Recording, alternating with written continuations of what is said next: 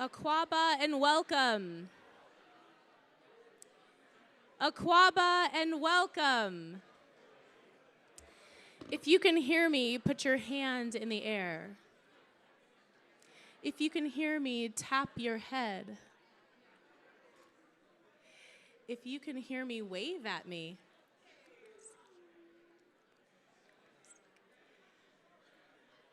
If you can hear me,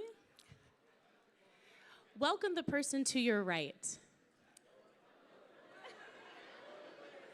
If you can hear me, welcome the person to your left.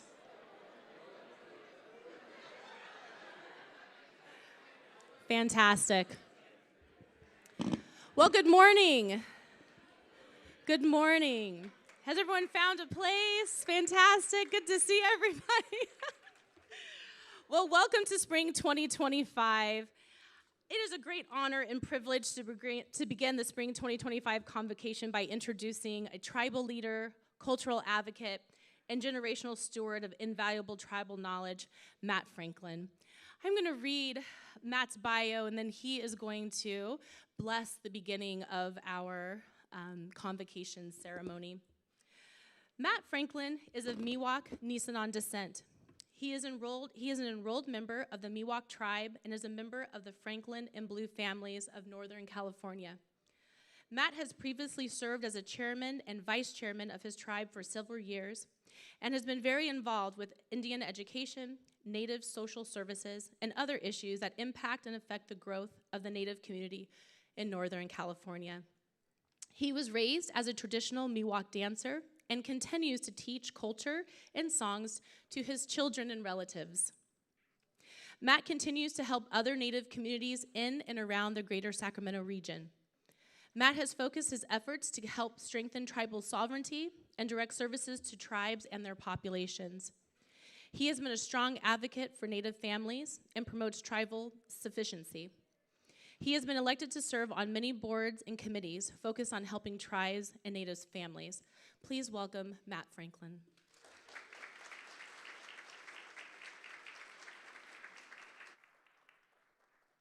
Good morning.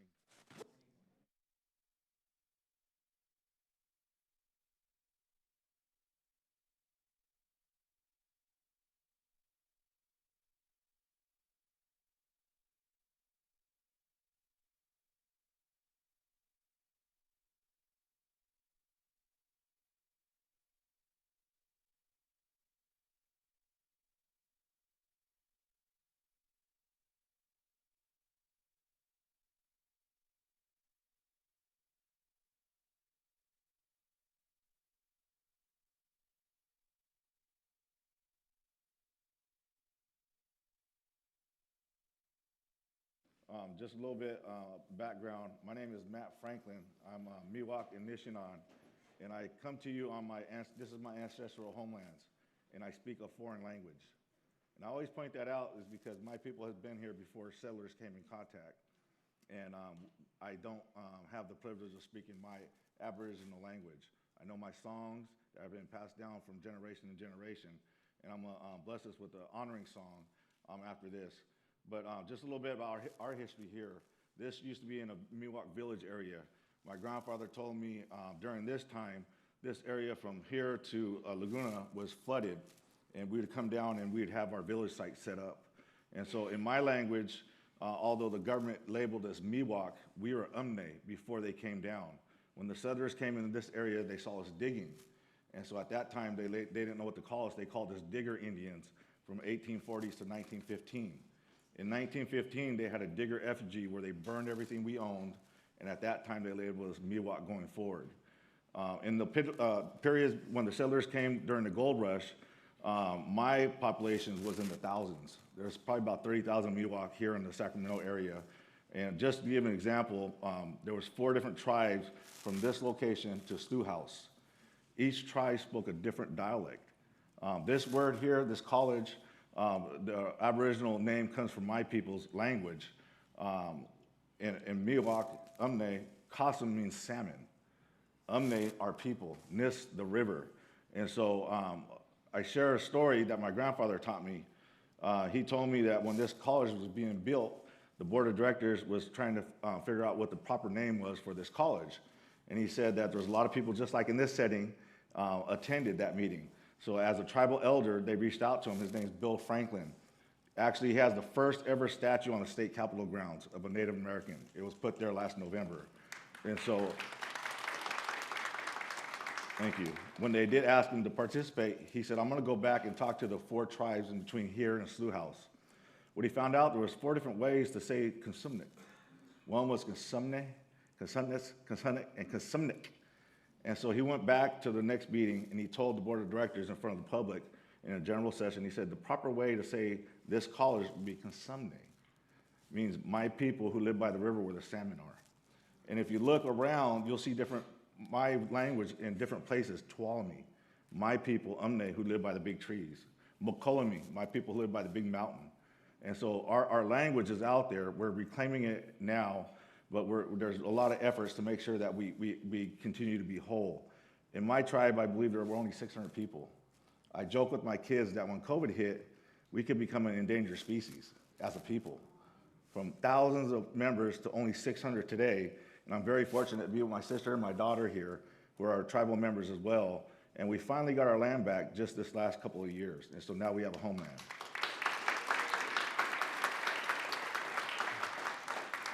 Getting back to this campus, when I was early in education, I worked for the Elk Grove Unified School District as an Indian educator. I was elected tribal vice chairman at 18 years old. And I did a lot of work, so I was called on different things. When you guys did developments here, you guys found Miwok remains. And I had to come out with our tribe and say this was a village site. Our people lived here.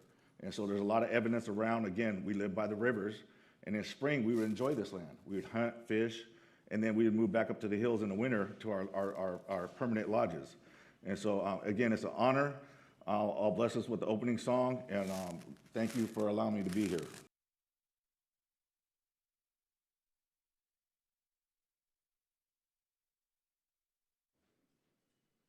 And Matt, I know you're taking all the tech off, but we, on behalf of the committee, I wanted to just come up and say thank you so much for your knowledge and for your wisdom and for taking the time to be here this morning. So thank you so much. Thank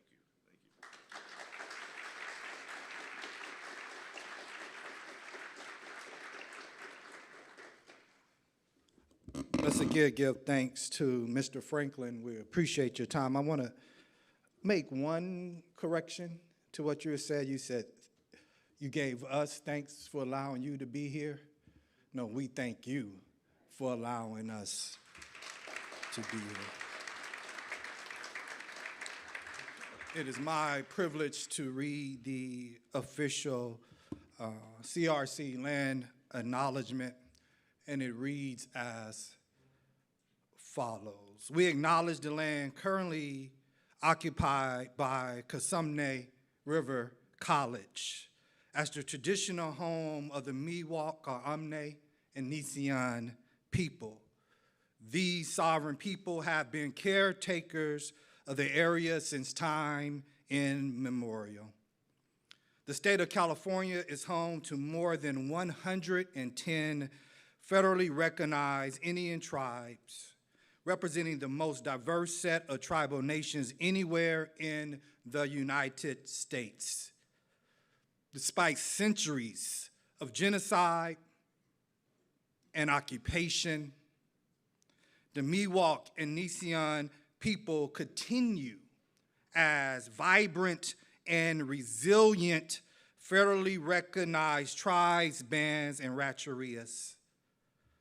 The waters of the Sacramento, American, and Cosumnes rivers have nourished Miwok and Nissean tribal communities with cultural and dietary sustenance throughout time.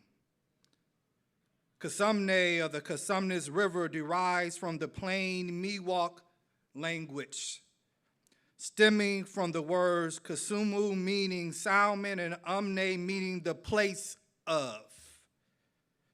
It translates as the place of the salmon.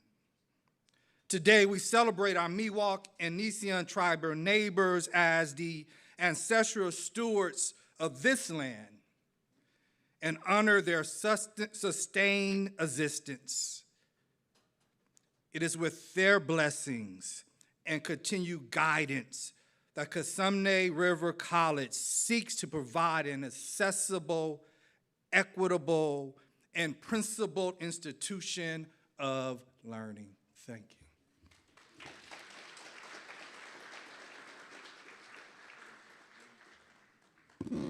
And Dr. Bush, again, on behalf of the committee, we so appreciate you allowing us today to be able to share with everyone here. And so thank you so much for reading this late acknowledgement, for your time and effort and energy. Thank you.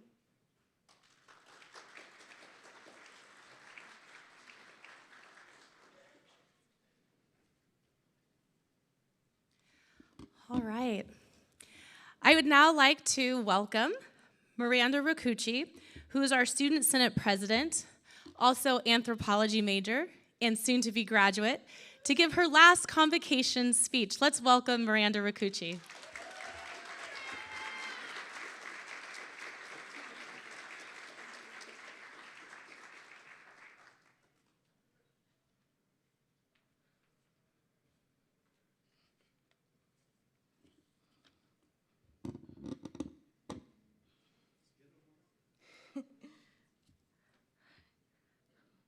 Good morning, everyone.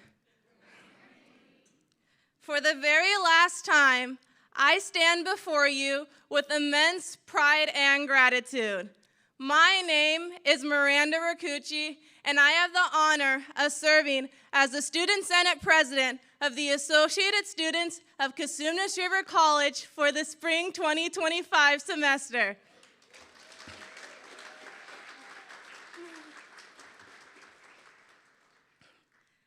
Wow. It's hard to believe that this is my final time speaking in front of you all at Convocation. As I reflect on my journey here at Cosumnes River College, I am filled with so many emotions. I graduated from Elk Grove High School in the spring of 2021 and began my college journey here in the fall of 2021. Like many students, I was nervous to start college. Without knowing anyone, I was a typical college student, unsure of what laid ahead, without even knowing what to expect.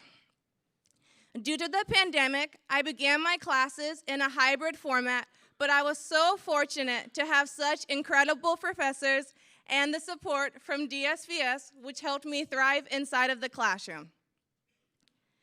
Despite things going well, I still felt like there was something still missing. That's when I decided to connect with a larger community, and I joined the Associated Students of Cosumnes River College.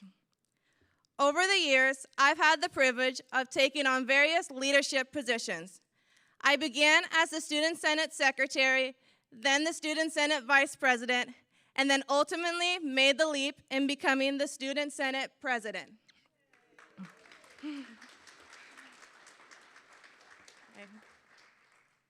I would like to share with you all and how I made the decision to run for this position. It all began with one thought. I want to make a real difference on this campus, and I want to push myself beyond my comfort zone. I never expected to enjoy the role as president so much as I did, but to my surprise, I loved it so much and I ran again. Now, here I am, nearing the end of my second year as president. This experience has been nothing short of transformative. I've grown immensely, not just as a person, but also as a leader. I have been fortunate to represent CRC students advocating for their needs at leadership conferences in San Diego, San Francisco, and in Los Angeles. These experiences allowed me to engage in meaningful conversations from students from all California community college campuses, all working toward the common goal of improving our campus communities. Throughout my time, I've had the privilege of being the voice as students of numerous conferences, board of trustees meetings, and participatory governance committees. I've even had the chance to lobby at the state capitol. It has been such an incredible journey advocating for students here at Cosumnes River College and beyond. To all the professors in the room, whether or not I was a student in your class, thank you so much for your unwavering support. I've had nothing but positive experiences inside and outside the classroom. And when I reached out for help, you never turned me away. Instead, you took the time to understand my challenges and to offer guidance. Your support, both in and outside the classroom, has truly meant the world to me.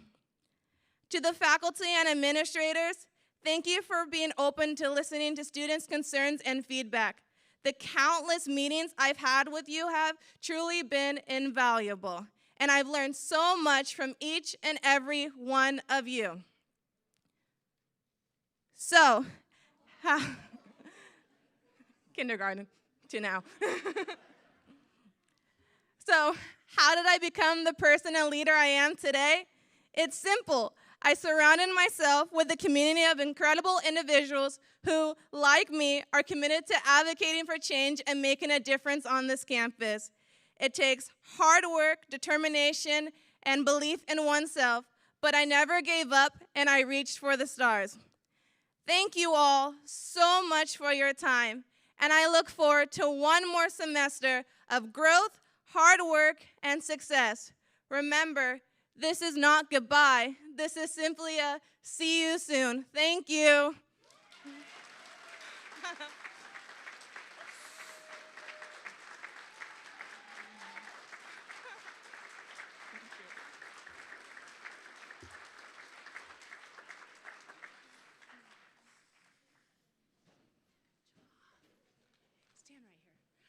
I'm asking her to stand right here. Let's give her another round of applause. That was beautiful. Soak it all in. Good job. Thank you. You're very welcome.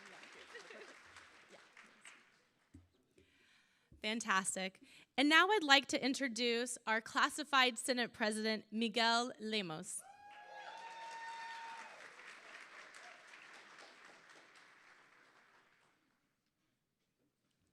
That was a great speech, Miranda. Congratulations. As Miranda mentioned, it will be my last speech in convocation. So this is my last semester representing the classified Senate as a president. And it was a beautiful speech. It was very nice learning from you, Matthew. And it was very touching, Dr. Bush, your words about them, our people, sharing their land with us. And I like to acknowledge that. And acknowledge is the acceptance or admit the existence or the truth. And the truth is, you guys are sharing your land with us. I also would like to acknowledge that I have learned from every single one of you sitting in this room. I acknowledge that your intelligence and capacity for teaching can make a great change in our student population, especially to our Native American students and those from marginalized communities. I acknowledge that each one of us present here in this room has the capacity to explore the best approach to share our knowledge in the simplest gesture of humility. With that said, I acknowledge that each one of us will need to look and reflect on cultural humility. Cultural humility involves an ongoing process of self-exploration, self-critique, combined with the willingness to learn from each other. It means entering a relationship with our students with the intention of honoring their beliefs, customs, and values. And that's where we all come in.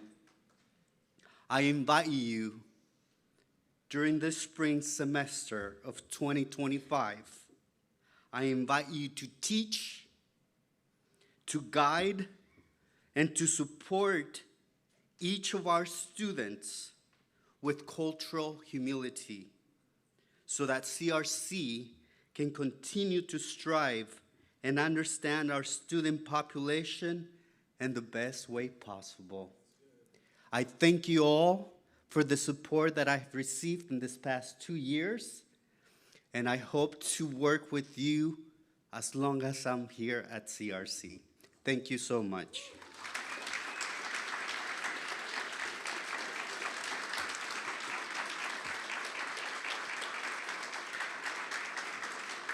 Thank you. I would like to introduce our classified Senate, thank you, exit team, our Vice President, Clarissa Correa Halmington. Clarissa, can you stand up? Where is she? Back there. Our Secretary, Linda. Our past president, she took the courage to stand and take the place of the past president, Lori Pownall. I'm sorry if I mispronounced her last. And now I would like to introduce our fall 2024 new hires. If you're here, if you want to stand up so we can all see who you are. Hadia Bias, financial aid technician. Jada Dudley, student support assistant. Juliana Indalecia Holmes Torres, student support assistant. Brianna James, student support specialist. Garrett Johnson, educational center assistant. Jason Paul Leclerc, instructional assistant. Karen Luenia, financial aid technician. Kyle B. McCain, senior IT technician. Cynthia Mercado, child development center, lead teacher. Eric Niang, lab technician in the science department. Bernadette A. Velasquez Martinez, student support specialist. Welcome to CRC. And now it is my pleasure to introduce our faculty senate president, Dr. Jacob Velasquez.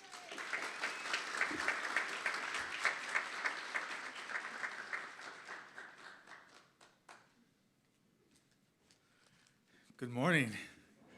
Good to see you all. I wrote in my notes, in parentheses, joke.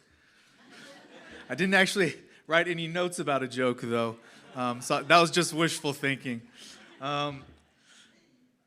It's really good to be here. It's good to see you all in person. I often stay away, and so it fills me with lots of pleasure and gratitude to be here. With that, I want to introduce the Senate leadership, the people on whom I constantly rely. I wouldn't be able to do much of what I do without their support. We have Scott Crozier as the past president.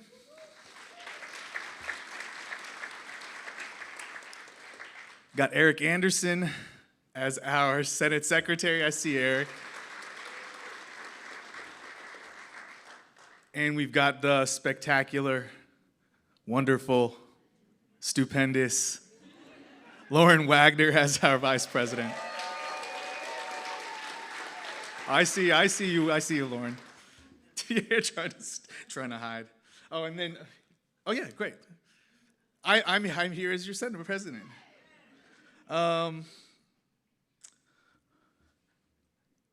It's time to welcome 2 new faculty. Very happy to have them here. I think I see one at least. I don't know if I see the other, but I hope they're both here. We have Robert Goodrich from geography, or in geography. Welcome. I see you. I see you. We also have Ricky Gutierrez Maldonado. Our ethnic studies, new ethnic studies professor. Welcome, welcome. I was thinking about what to say today as I walked into the room today. That's not a joke. I was thinking, as the semester begins, I reflect upon what we want for our students, what I want for our students, what I've come to learn that we all want for our students. And it's clear to me that at least in the end, what we want for them is to live not just happy lives, but lives in which they can truly flourish. And it's in part our job as educators to provide the conditions that can get them there. How do we provide those conditions? So I'm a philosopher, so I'm constantly asking questions. That's why I ask these questions here in front of you. So I'm thinking, how do we get there? We have many challenges. Most recently, or one of the most pressing challenges, is artificial intelligence. How are we going to overcome that challenge? It's a difficult one. I know that I don't have an answer to that question. I don't know what we need to do. But I know that we can get there together. We can solve that problem together by coming together. And so I want to just encourage us as we move forward into the next part of our journey together to really have some thoughtful conversations about how we want to move forward, what it takes to move forward in the best way to create the conditions for our students so that they can come to live lives in which they truly flourish. Thanks.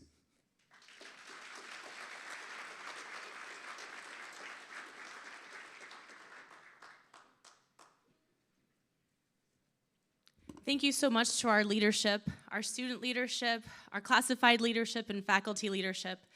And now this is the part of the program where we hear from the very top of leadership, our college president, Dr. Edward Bush.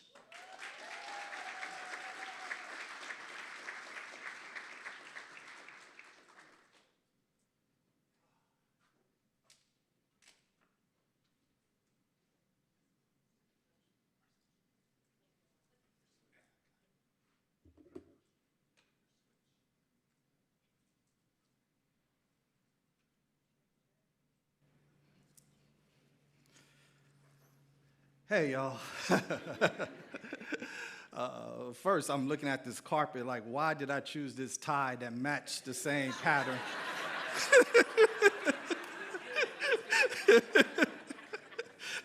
as this carpet.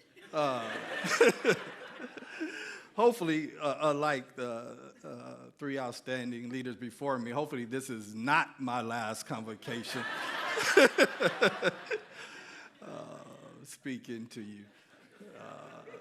I'm gonna start this way before I get into how I usually start. So I got a text, flying back to SoCal, actually tomorrow morning to celebrate my oldest child, my daughter's 30th birthday.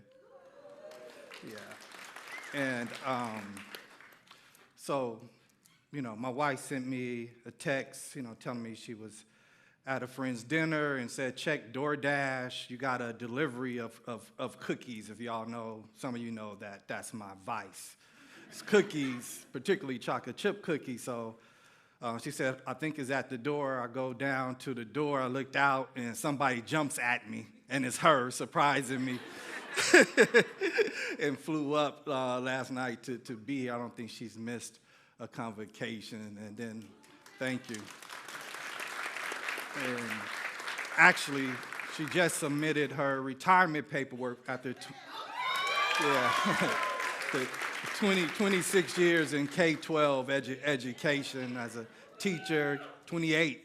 Yeah, thank you for the correction. As a teacher, middle school counselor, and a middle school and elementary school administrator. So I'm proud and excited about this new chapter in our lives and her lives. So with that, let's get to it, and let's start this way. What I imagine is going to be no surprise to any of you.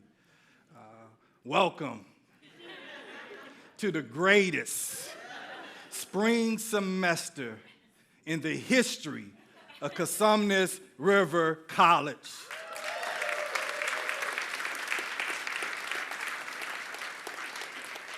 And y'all know, usually for those who've been around and those of you who've been around and paid attention, because those two things are not exactly the same thing during convocation, I usually would do what I call a convocation confession, and I don't have a slide on that, but I definitely do have a confession. And let me just get it all out the way from the very beginning. When I say welcome to the best spring semester or the best fall semester, like I actually say it because I mean it, and I actually mean it because I say it.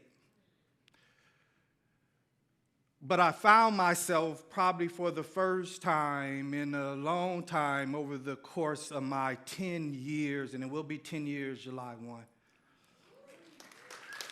And thank you for allowing me to be here with you during that time, that was, my confession is that was going to be a struggle. That I felt like saying it was going to be perfunctory, matching an expectation, a kind of a call and response thing that we do, that it was going to be almost performative in nature because honestly I wasn't feeling it in that particular type of way, that so much is going on around us. So many things are happening that would challenge, I think, our ability to do the type of work that we have grown accustomed to do. Not only that, I'll take it a step further, that so much is going on around us that may challenge my own personal values, my own sense of what's right and what's wrong. And I was like, given that tension and that dilemma, how can I stand in front of you saying this is going to be not only a good semester, but the best semester, the best spring semester in the history of our institution? I'm going to ask for, and you might not even know that this is a thing, but it's going to be a thing. I'm going to ask for some presidential privilege and grace for the next 35 or so minutes. And the grace that I'm asking you to extend is that I don't know where this talk is going to end up. Like, I have slides that I think would match and meet the moment, but I also want to be responsive to whatever energy, spirit, messages that I get that may not be spoken, that may cause me to have to go in a different direction, that may have me go through a stream of consciousness, that may have me jump around from one idea to the next. But it's my hope when we put the narrative together that it all makes sense, or not.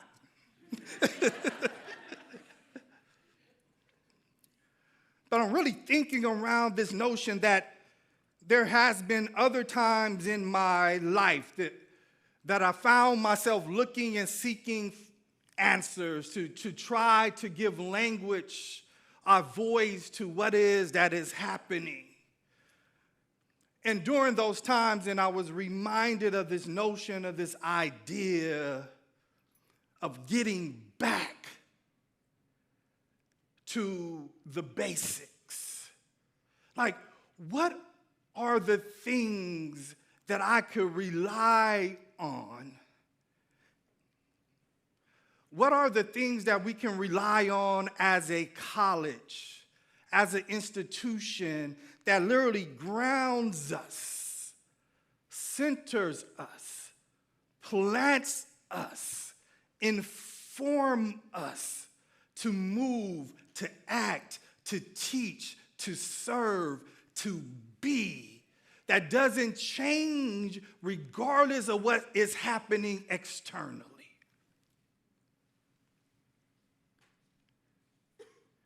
So what are those basic values? What are those core principles? What are our calling? What is our purpose? What led us to do what it is that we do every single day?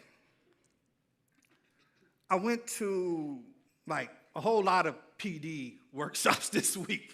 I was like, how in the heck did that happen? Like, I don't have flex hours that I have to fulfill.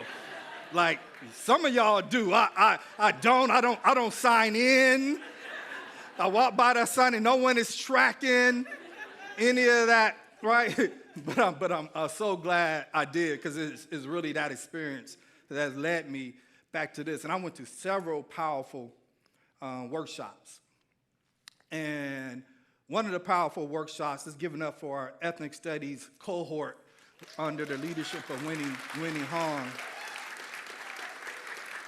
Was around radical reimagination. And many of you attended that. I mean, it was very powerful in terms of looking at different ways of being inside of the classroom so we could be the very best of ourselves and not constrained by kind of traditional aspects and approaches to teaching and learning. And while that was going on, and that workshop was extremely powerful, something occurred during that workshop that I'm not sure that anyone would have noticed. Is Heather Hutchinson here by any chance? If not, I'm going to talk about her anyway. And somebody give her this message. Maybe she's online. So there was an older lady. I'm not sure if it was a student, not sure if it was a community member, not sure. So she comes into the WIN building, and she's looking obviously lost. And many of us, including myself, may have noticed, but no, we're dialed in, we're listening to what it is that we're supposed to listen to. We're participating in a PD. But as the woman, older African-American woman, walked down the hall, and before she could even make her way to the door, because she wasn't going to go that far, strangers in the room, not knowing where she's supposed to be, you can imagine that feeling. Heather gets up from her seat. The lady has already begun to walk out of the WIN building. Heather gets up, walks out the door, leaves the workshop, flags her down before she leaves, and I cannot hear what is happening, but I can imagine, based on her interaction, to see what was it that she needed.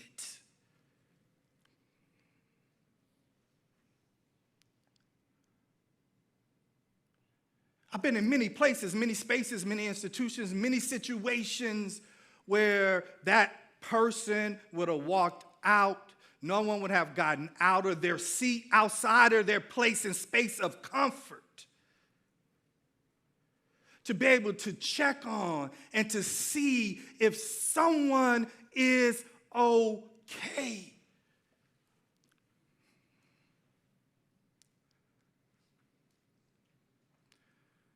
So when I began to think through this idea of getting back to the basics, it is that experience. It was watching that interaction, was watching one of our faculty members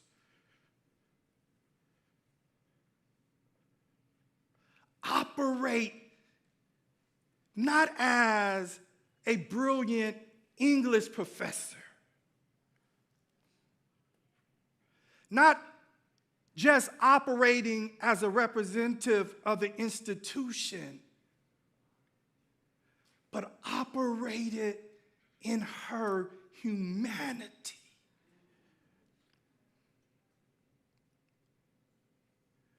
Operated in her humanity.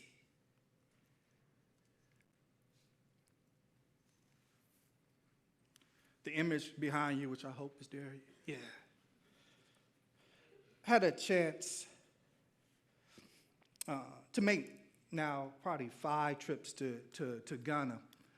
This last trip that I was able to participate and lead was as recent as this past September and October, but it was the first time that I ever went to this particular historic site. This site, someone track my time. I already know I'm going to lose it. Sabrina, please.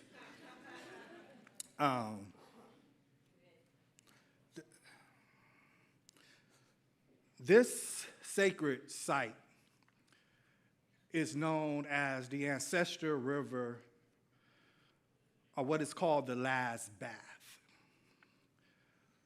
So this is the space that enslaved Africans that was captured, was brought to, many of which was brought and walked to this location in the central region of Ghana from the interior of Africa, so not necessarily just locally within that space in Ghana. And so some of them made a walk over 500, 600, 700, 800, 900,000 miles on foot. This served as what they called a slave market, where you would have people come to buy other human beings. And so before they were put on the auction, tied in chains, bloodied from making that walk, they would go to the section of the river, be forced to bathe, to clean up, to be presentable enough to be sold.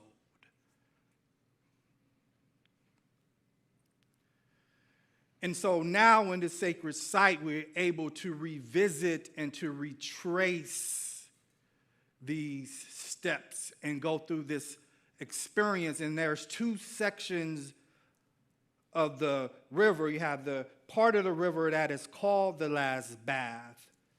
Then you have a section that is now called the bath of return.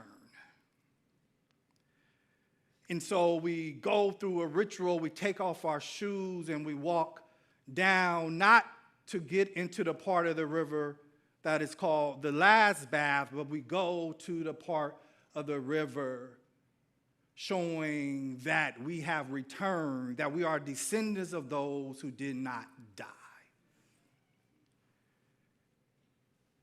At that river, atrocities happen that are unimaginable for those enslaved Africans that were not sold. They were tied to the trees, beaten and shot and killed while tied up. Then you allow the wild animals to come to take care of their remains. This is real history. And so when I was there, you see an image of a Sankofa bird that to me represents going back to the basics. The Sankofa bird is an Adinkra, West African, or a Kan symbol that means go back and fetch it. Go back to your history. Understand the values and traditions and bring that forward in order to continue to progress. And the egg in its mouth represents life because all life forms begin with an egg. And so I believe that I went through that tradition to reclaim a lost history, to reclaim a lost name, to reclaim a lost culture. But the epiphany that hit me in my office when I was making my way down is that, yes, all that is true, but what I really went to reclaim was my humanity. Was my humanity. It's this idea to view myself as being fully intact and fully human, because the question that I had to ask myself during that experience and others is, what would allow one human to do this to another human being? And the only answer that I could come up with is because one human didn't see the humanity in the other.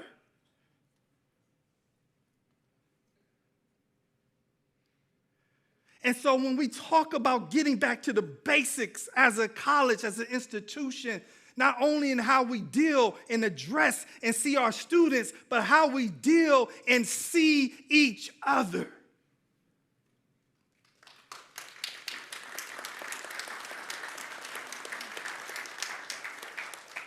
I say this, and it's on video if you need to prove it. I said this. I said there was no people called a slave.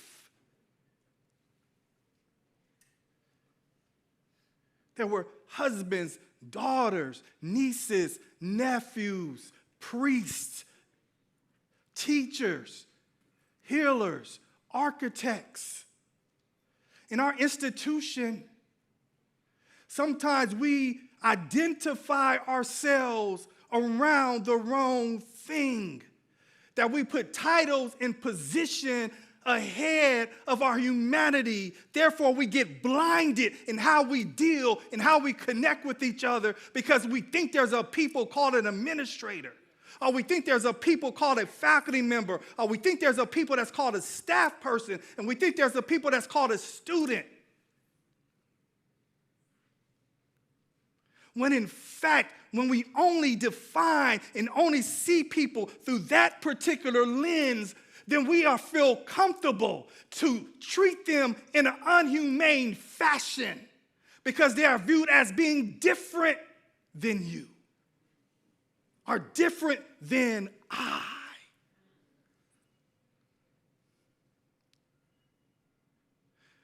When we view each other through this humane lens, then that makes us connected in ways that cannot be broken. So you feel and understand their struggle, their position, and their condition, because you know that that is your own story as well, that each of us had to go through life with pieces of our humanity being stripped.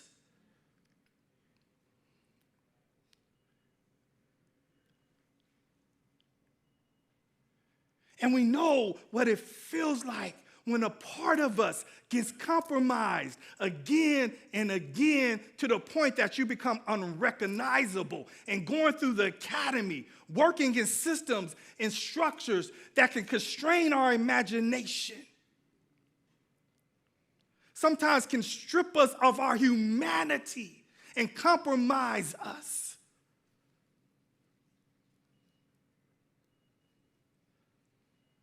I've done it. I do it. I perpetuate it.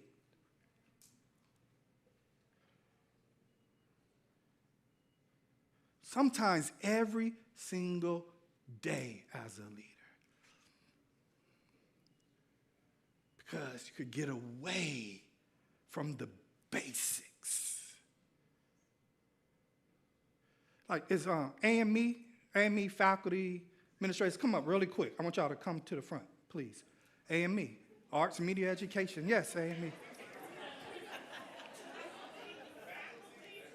AME, faculty, yeah, Arts, Media, Education, faculty. If Brian's here, Brian too is Dean.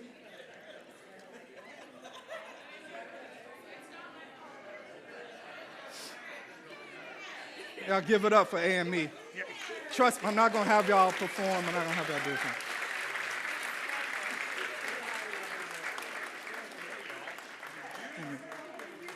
Like, I'm trying to grow and evolve as a leader, and I also think part of evolution and growth is to acknowledge being short-sighted is to acknowledge sometimes when you don't affirm or see people. I mean, this is probably my 20th convocation, and I want to say maybe half of them I referred to counseling, math, English, SME, right? But I have never stopped in any of those convocations to talk about the value that you bring to our institution. And I'm late to the party because I'm just now really fully coming into my own understanding of how essential the arts is to who we are. Like each of you, through your gifts and expertise, have the power to immediately transform this space. If Amari would sing a song right now, it would shift and change the energy. If Max got on the number of instruments that he can play and play a tune, it would transform. If Martin would have designed a set for this event, it would bring new life to where it is we're standing. And I have made decisions as a leader that make sense business-wise.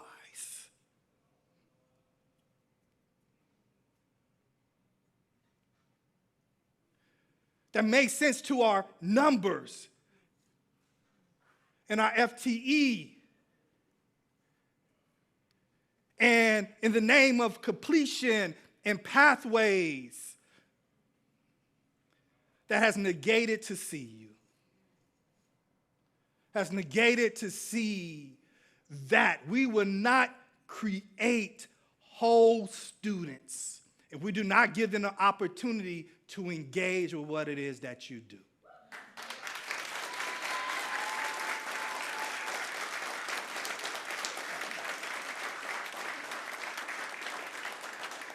So some type of way, gonna have to figure out something to make the necessary investment to make sure that a critical component of education is not overlooked.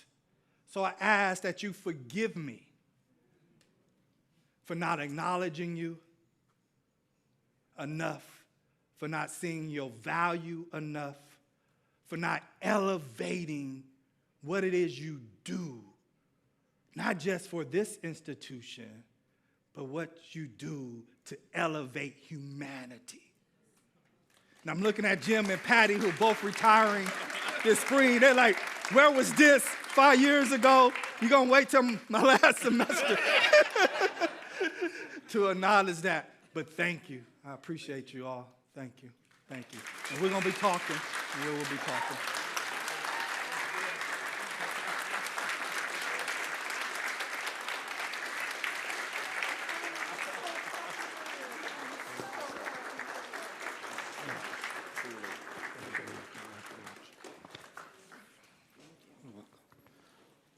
How much time I got left, Sabrina?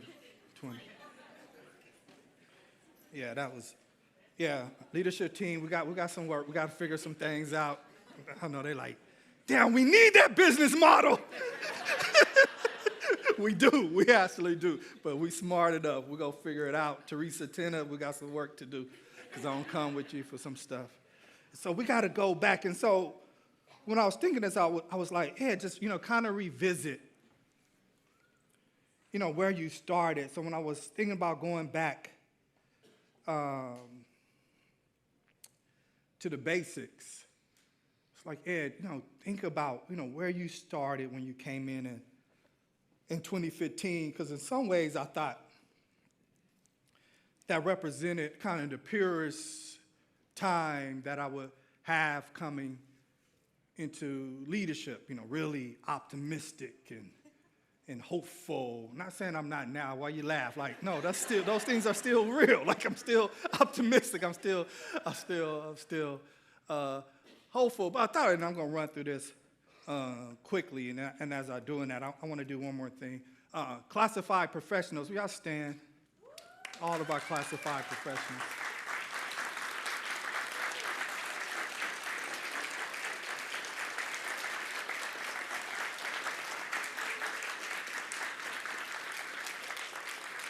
We want to say that we affirm you in this space, that you are afterthought to nothing, that you are educators. So in this space, we affirm your humanity.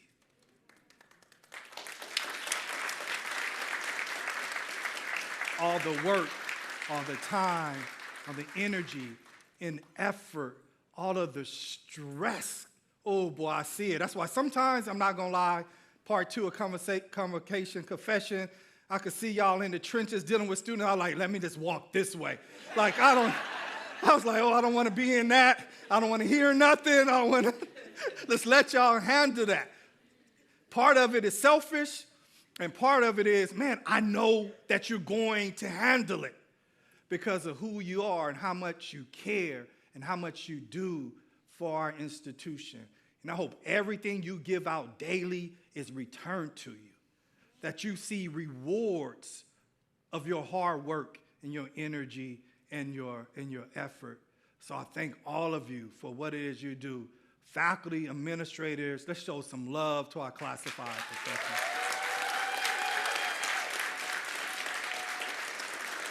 Thank you.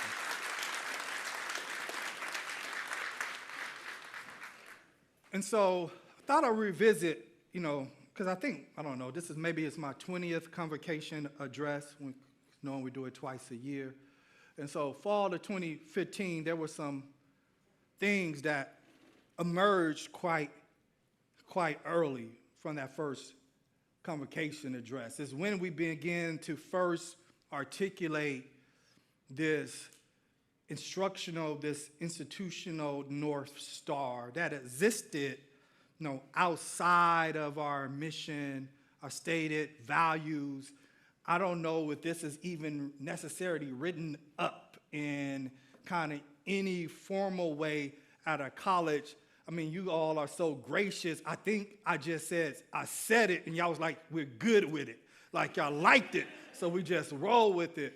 Because I think in many ways it crystallizes and makes sense what it is that we look to do as a college. And it says this, it says that we would improve overall student success while simultaneously eliminating the achievement gap. And this is the part I want to focus on because there's been a lot of recent conversations around this, right? What does the last part say? Can you see it? Without what? No, let's say it with your chest, because when I'm in conversations in departmental meetings, this is what y'all hit me with all the time, appropriately so, right? So without what? Without compromising rigor. We have been immersed in conversations with Jacob's leadership and support around having conversations around improving course success rates. What does that mean? What are the implications to that? And one of the things that come up and people will often remind me of is, have we backtracked on this idea of upholding a particular type of standard? And my response, back to the basic response, is no. I mean, if I wanted to be more emphatic, I would say, hell no, but that might not be the most professional thing to say. So it's just heck no. We'll just find some compromise, some middle ground. Heck no, because what we asserted then at the very beginning is the same thing that we assert now. That these ideas of improving success rates, this idea of closing the gap, eliminating the gap in achievement, and this idea of notion of having high expectation and setting standards, the highest standards possible for our students, are not mutually exclusive. That we can and it's possible to do all three. In fact, it is offensive to believe that we can't.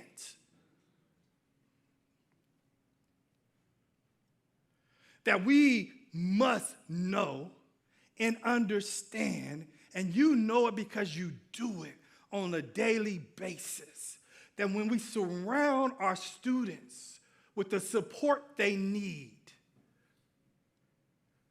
when we teach and design our courses in a way that meets their current needs and interests, that is relevant to their lives, not just relevant to the discipline, but making the discipline relevant to solve real-world issues and conditions that their community face on a daily basis. How is climate change impacting marginalized communities? And how do we incorporate that in our teaching of science?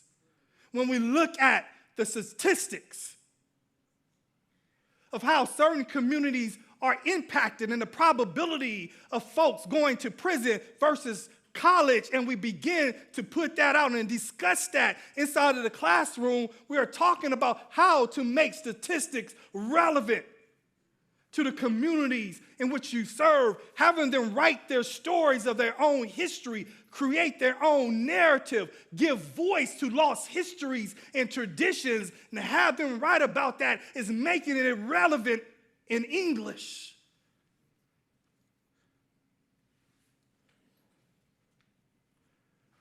When we see the humanity of our students and view them in the same way we view our sons, daughter, nieces, and nephews, when they know that we are there in their best interest, when they understand that we are there because you love them and you love being there,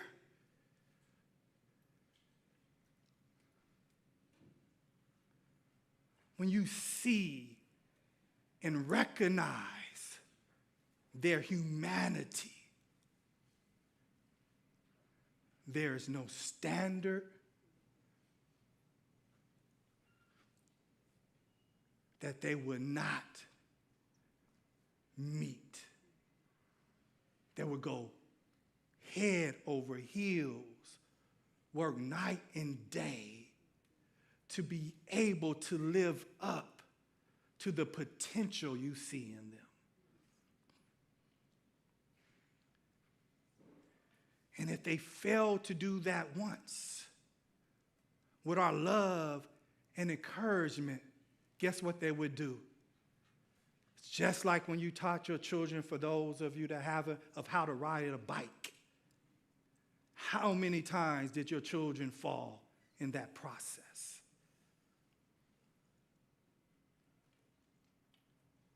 When they failed, did we call that failure, or was that just a process of learning?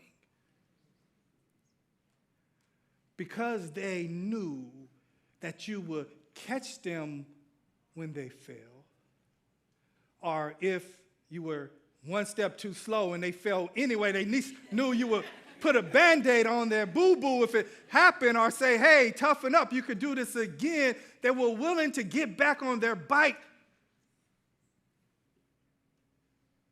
because they knew they had your love and your support, and you wasn't going to leave them. You was going to stick with them. You were going to work with them. You were going to put in extra time and energy until they were able to get back on their bike.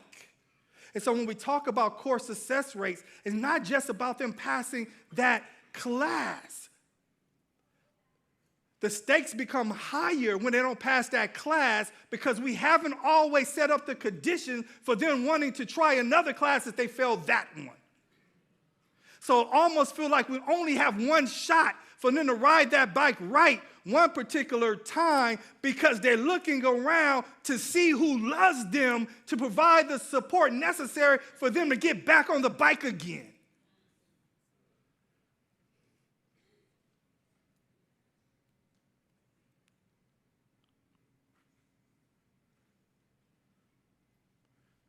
We are in the unique position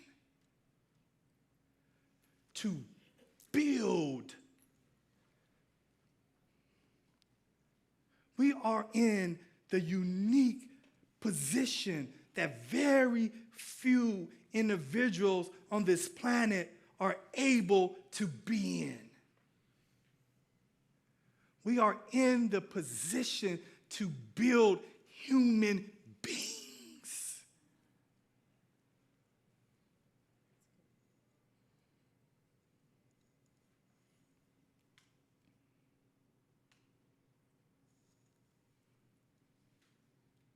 Not just to build their competency, because when we taught our children how to ride a bike, it wasn't just about them learning to ride the bike.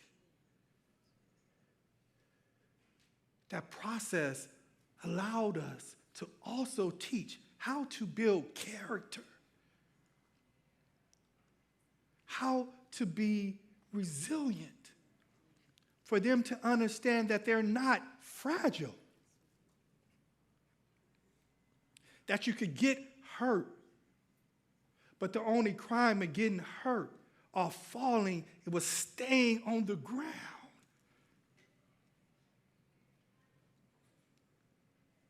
The victory wasn't just riding the bike, the victory was them getting back on the bike and trying again and again and again.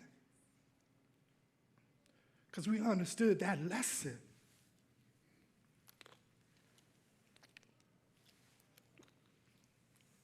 Was going to translate to other aspects of their life. And truth be told, and I know I have to be close to time now, it's that it's not just our students that are operating with a sense of being fearful to fall.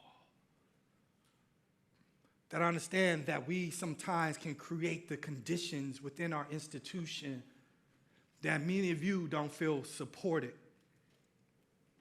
to be able to try something and to try something again and to try something again. That you may not feel supported to be vulnerable enough to try and to test out a new idea, to try to learn a new skill set, to design something different because you are unsure if you have people who are supporting you enough, who are loving you enough, that sees your humanity enough.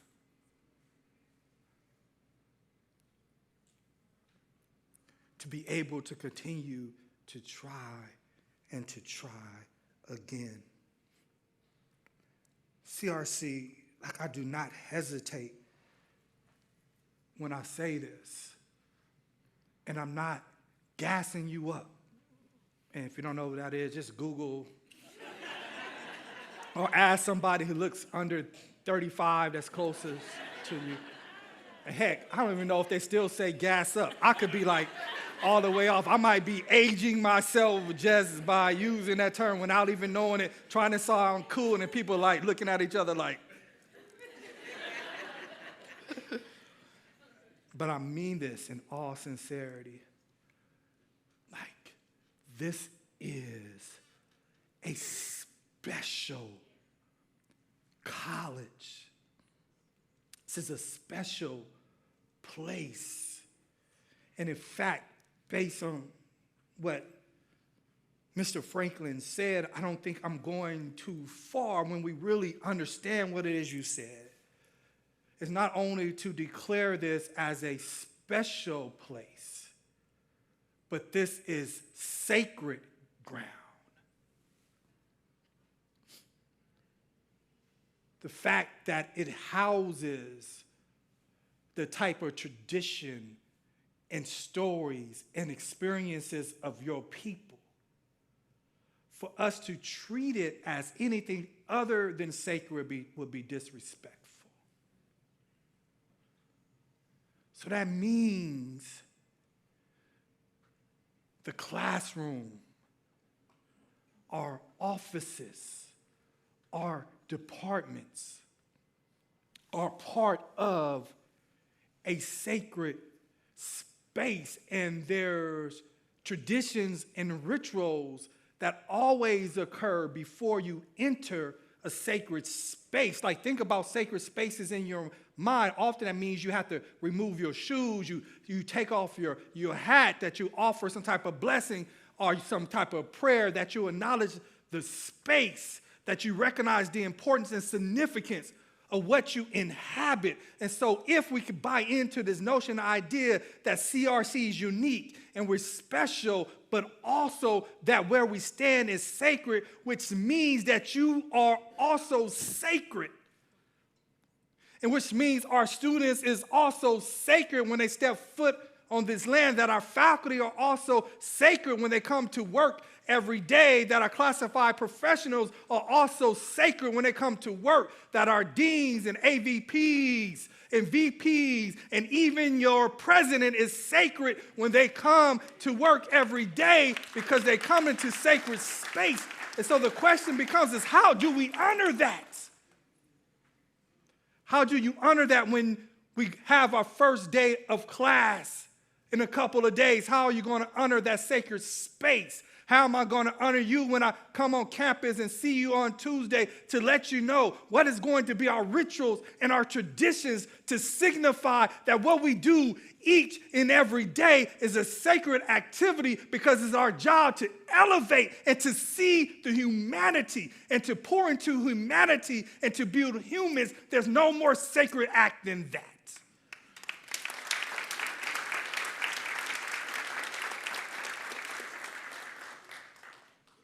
I don't care what happens. I do, kind of. But, and any other institution, we don't need to act and to behave like other people act and behave. If they're dysfunctional, hell, let them be dysfunctional. If they don't see the sacredness of what it is they're doing, don't mean we copy and need to act like this is not sacred space. Just because they beef with each other doesn't mean we need to beef with each other, because we have a larger mission and principle and values. We have a different type of calling. So let's go ahead and be comfortable with being special. Let's be comfortable with the fact that we get along and like each other. Let's be comfortable that we can walk in each other's offices and have real and authentic conversation without over-personalizing it. Let's be comfortable that I could get along with the union president, Jason and Teresa, and Jacob sometimes, let's be real, sometimes, right? And Miguel in our class are like, let's be comfortable with that. It is absolutely okay for us to be the one institution, if necessary, that done figure this thing out, that says and understands that we're better when we work and operate together. Man, like if I felt like we were ready, I would do something right now that I'm fighting the urge to do, but I'm not going to do it. Because, man, like the spirit would just, never mind. Look, we're operating at that level.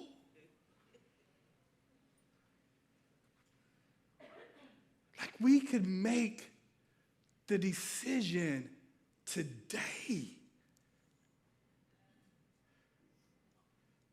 to be that type of person and understand that it's not someone else's responsibility to make our institution preeminent. That is not someone else's responsibility to affirm the humanity of our students, or to ensure that we stay connected.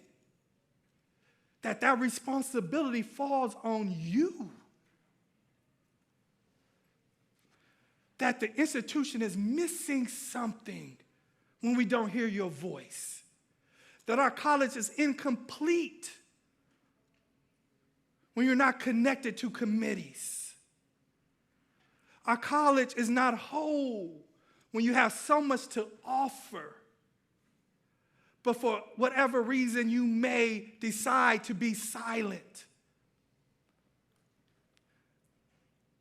We're missing something when you don't offer your expertise and engage with our teaching and learning leads and our collaboration circles, that our circle is not completely a circle if you're not connected to the work. That's how much you matter. That's how much you mean to our institution. CRC, we are the dopest.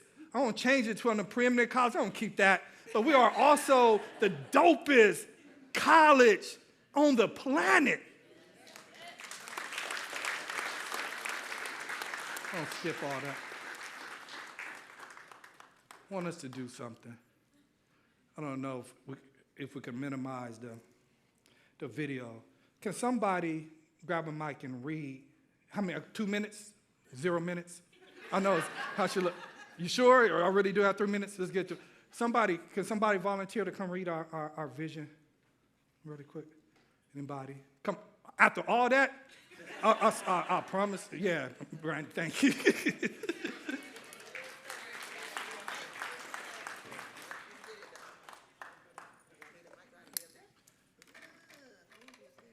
got it. All right, I'm gonna stand behind you. Cosumnes River College strives to create an inclusive and equitable environment by recognizing, addressing, and eliminating all forms of racism, discrimination, and oppression. We educate and empower all students and employees to achieve their goals and improve the well-being of their communities. Thank you. Give it up. Mission. Want to somebody read our mission. Dan, you down? Would you do it for me? Thank you, Dan. That's actually large enough text. I can do that. I understand. I actually understand. Cosumnes River College provides an innovative, equitable, and inclusive path for all students in our diverse communities to achieve their educational career and personal goals. We promote the timely attainment of associate degrees, certificates, and transfer to other institutions, and support the pursuit of individual enrichment and career aspirations. We uphold excellence in teaching and learning through diverse educational opportunities and effective student services. Thank you. Perfect. Last two. Values. Tadeo, you read the values. With my Ethiopian accent. Yes. Cosumnes River College's culture is built upon a foundation of respect, compassion, empathy, and shared decision-making. We value equity, inclusion, cultural humility, innovation, academic integrity, and sustainability. We embrace anti-racism and social justice for the communities we serve. Commitment to equity, real quick. Brian, you down? Thank you, bro. You have 2 slides. I apologize in advance. You got the longest. Education should belong to everyone. To nourish this inclusion, CRC champions equity, diversity, social justice, and environmental sustainability as foundational to academic, campus, and community life. We work with the communities we serve toward just and fair inclusion into society in which all people can participate, prosper, and reach their full potential. We commit to equity-driven decision-making, planning, and reflective processes that are responsive to the diverse identities and experiences in our community. We seek to empower marginalized voices, nurture our many identities and social circumstances, foster cultural responsiveness, and stand against all manifestations of discrimination, including but not limited to those based on ability statuses, age, ancestry, body size, citizenship, immigration status, economic status, educational status, employment status, ethnicity, food, housing insecurity, gender, gender identity, gender expression, incarceration experience, language, marital partner status, military veteran status, national origin, neurodiversity, political affiliation, pregnancy, reproductive status, race, racial identity, religion, sex, and sexual orientation. Thank you, Brian. I appreciate it. Everything that we talked about This is both an affirmation of what it is we do, but as we move forward in 2025, it is also the instruction that we must follow that will allow us to continue to effectively teach, serve, and lead, regardless of what is happening externally. These are our CRC basics. This is our Sankofa egg that goes back to our past and still inform us of how we must continue to move forward so we can continue to serve and meet the needs of humanity. Thank you.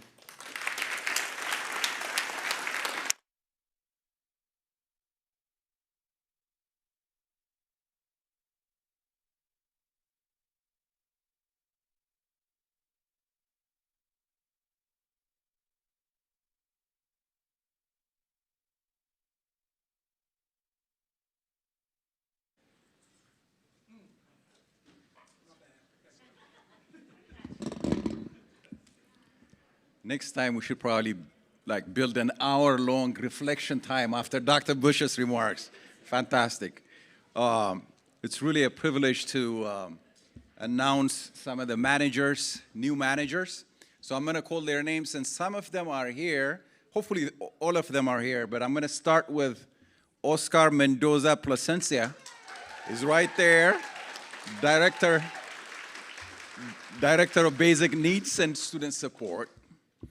Hong Pham, I think she's here. Promotional Opportunity, Associate Vice President of Counseling and Student Services.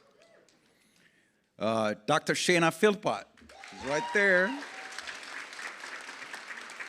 Director of Native American Student Support and Success Program. And I'm going to let my colleague, Dr. Montañez, announce the rest. Thank you, Tariel. And just to kind of echo what Tariel just said, how do you follow Dr. Bush? Okay. He will never say this, but I'll say it on behalf of the administration, hopefully the college as well. Do we have the best preeminent college president in the world or not?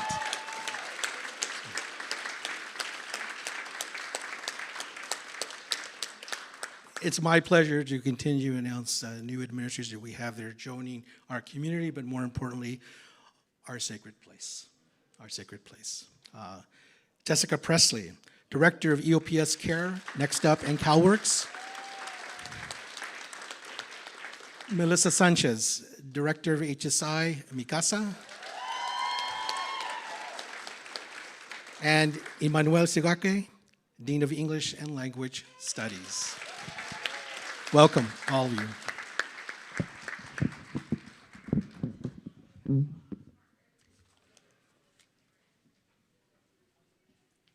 We are the dopest, yes?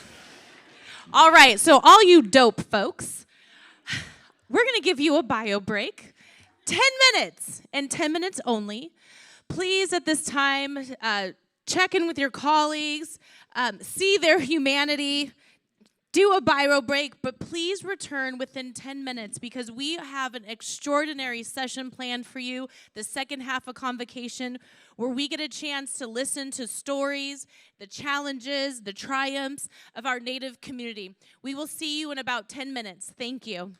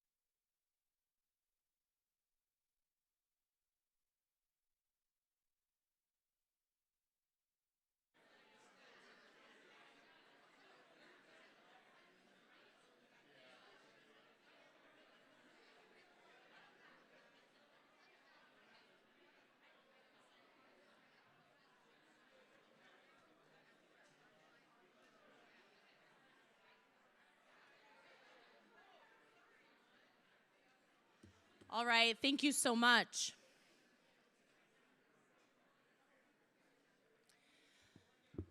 Thank you for finding your seats, wrapping up conversation.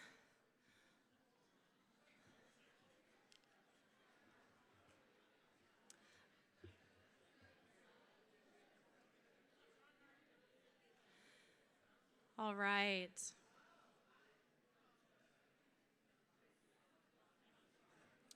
As I mentioned, we have a second part of our convocation where we will get a chance to hear from colleagues on campus, students, and also community members. So without further ado, I have the pleasure of announcing two of our esteemed colleagues, Crystal Martinez-Alire and Dr. Jason Newman.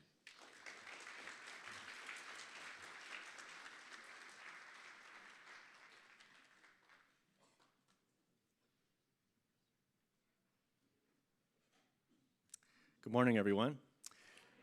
Crystal asked me to go first, which I thank you for. My name is Jason Newman. I'm a history professor here at Cosumnes River College since 2002. And for the last 5 years, I've served as our faculty union president. I was asked to explain briefly the journey that's brought me here to CRC in working with Native students. I'm from Mendocino County.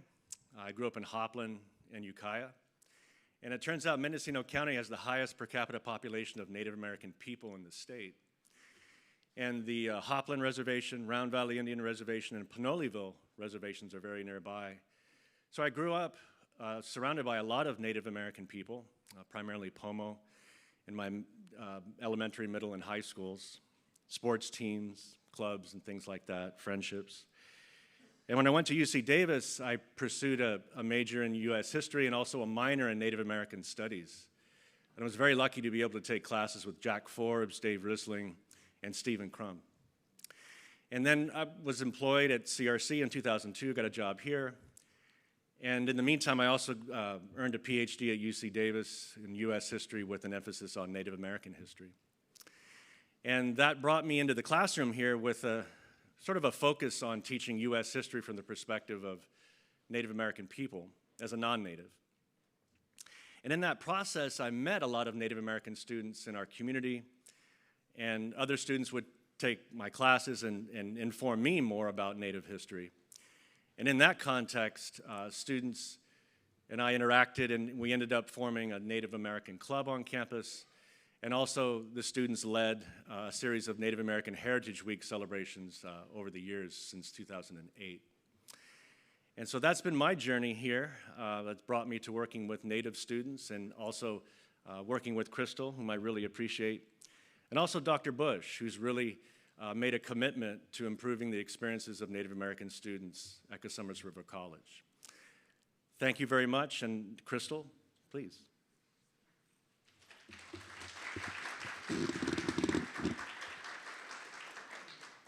Thank you all for being here. It's truly an honor. For those of you who might not be familiar with who I am, I'm Dr. Crystal Martinez-Alire. I'm an enrolled member of the Ione Band of Miwok Indians. And I say that proudly. It's an honor to serve on a campus. You heard from my older brother earlier today, Matt Franklin. Our grandfather was William Bill Franklin. And we grew up from the Franklin and Blue family, who've always been local in this region, Elk Grove specifically. And so when I'm on campus and walking on the sacred grounds of our people, I keep that in mind. I'm representing the family name. And that's an important part of who we are as our culture, to always remember our ancestors. And as we walk forward, to make our ancestors proud. That's why I mentioned the names. A little bit about my background. It's not always in my way to talk about myself. I will go ahead and say that. But I feel some of you might be familiar with it. Some of you may not. I grew up as a traditional Miwok dancer. I was the former chairwoman for the Ione Band of Miwok Indians, which served about 700 plus members. I was previously elected to the Elk Grove Unified School District as a Board of Education as a trustee. And I was the first Miwok woman to sit in that position, which served about 60,000 students. I learned a lot during that time and tenured on the school board. During my 2 terms, my last year I served as school board president, and I was very blessed and proud to say we were able to name one of our elementary schools, Miwok Village Elementary.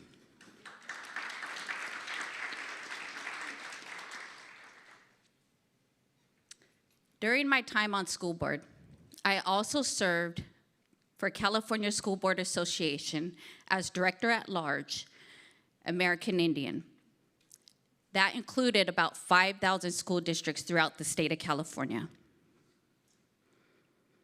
Additionally, I co-authored a chapter in the ethnic studies curriculum that is being used in Elk Grove School District at the high school level.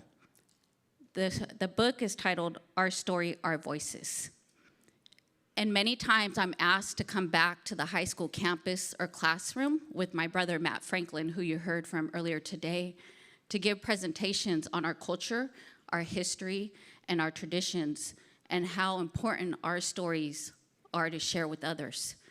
See, my grandparents always taught me, in our way, we need to help educate and help share our knowledge. And that's been instilled in me as a child. And I share that because I'm always trying to remember that in my journey as my own academic studies. When I was a scholar going through to get my doctorate, I focused on tribal leadership and education.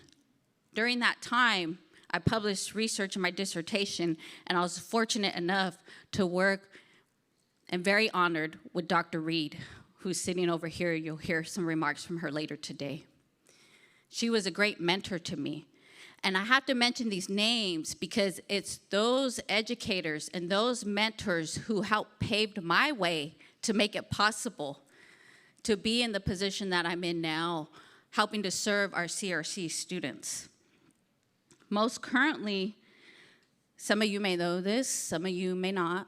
I also work for the Chancellor's Office as a consultant, helping to oversee the new NAS funding that serves 20 colleges for Native students specifically.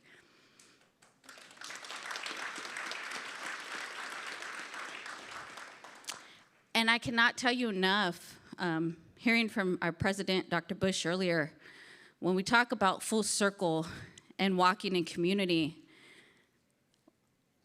when I was given the opportunity as faculty hire here as a counselor in our department, I felt like I was at home.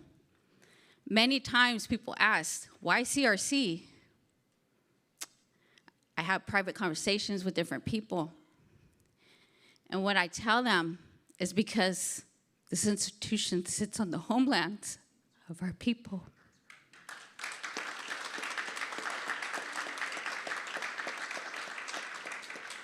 I said, one thing I learned about my time as a counselor here is that I have colleagues, many of you who know me personally, and I'm proud to say some of you are my family. And I know this community is where I'm meant to be because of the support we have here for our Native students and uplifting those voices of our students that we will hear from later today on the panel. When I first started working here, I was so glad to meet Jason Newman because I was like, what work has been done for the Native students? And as Jason shared, there was some work, but there is much more to go forward in. And I was welcomed and invited in by the entire campus, which I was really honored to do so. During my time when I was first hired, I was going through some personal family things, had the loss of my grandparents. But I knew I would make them proud serving because they always said, go out, make sure you educate, but don't forget about your community and speak for us and be that voice for us when we're not able to be here. So I remember their words to me. And I always try to walk in that space of being the authentic, remembering our values, remembering our community, remembering the struggles that my ancestors have endured to get us to the place that we are. And in my leadership roles on school board as chairperson, I always try to make sure that I remember those voices of my ancestors and that I'm there walking in that way to get back to the basics, to make sure that we're taking care of one another. That's how culturally defined we are in unity and how we should be working towards the same goal or objectives, but it might be in our own way that we know how. So I wanted to share that because for me personally, I always reflect back. Sometimes I get asked, what is my purpose? And for me, I know my purpose is to serve others and to be a voice in a space that sometimes is not heard or thought about. And I always have to make sure when I speak that I'm speaking to represent my own personal experience, being that Miwok woman, that young girl who was young and who was shy and who didn't want to get up in front of a crowd to hold into a different title and move and say, now it's your turn to share. It's your turn to share your knowledge. It's your turn to share your culture and not to forget about your people or your community doing so.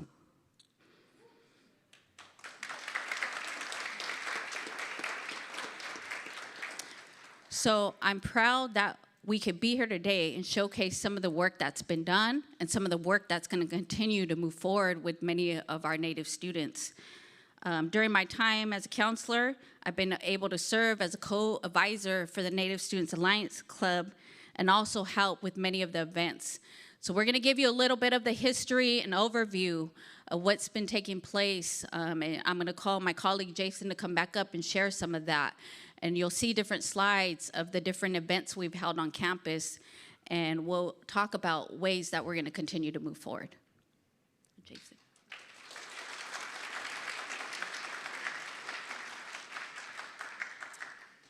So Cosumnes River College was founded in 1970, and for the first 30 years we had unfortunately a Native American mascot called the Chiefs. But after dialogue with the community in 2000, that was changed to the Hawks. So that's one really important milestone for the history of this college. In 2008, we began as faculty to work with students and help create a Native American Heritage Week celebration, which is now an annual event at CRC. And this is completely student-led, student-designed, and we're really proud of that. A couple of years later, we worked with students and formed the initial Indigenous Club at CRC. And a couple years later, students changed the name and made it more official and broadened the outreach of the club. And then in 2018, district-wide, faculty have organized with students Indigenous student graduation celebration, which is now happening every year.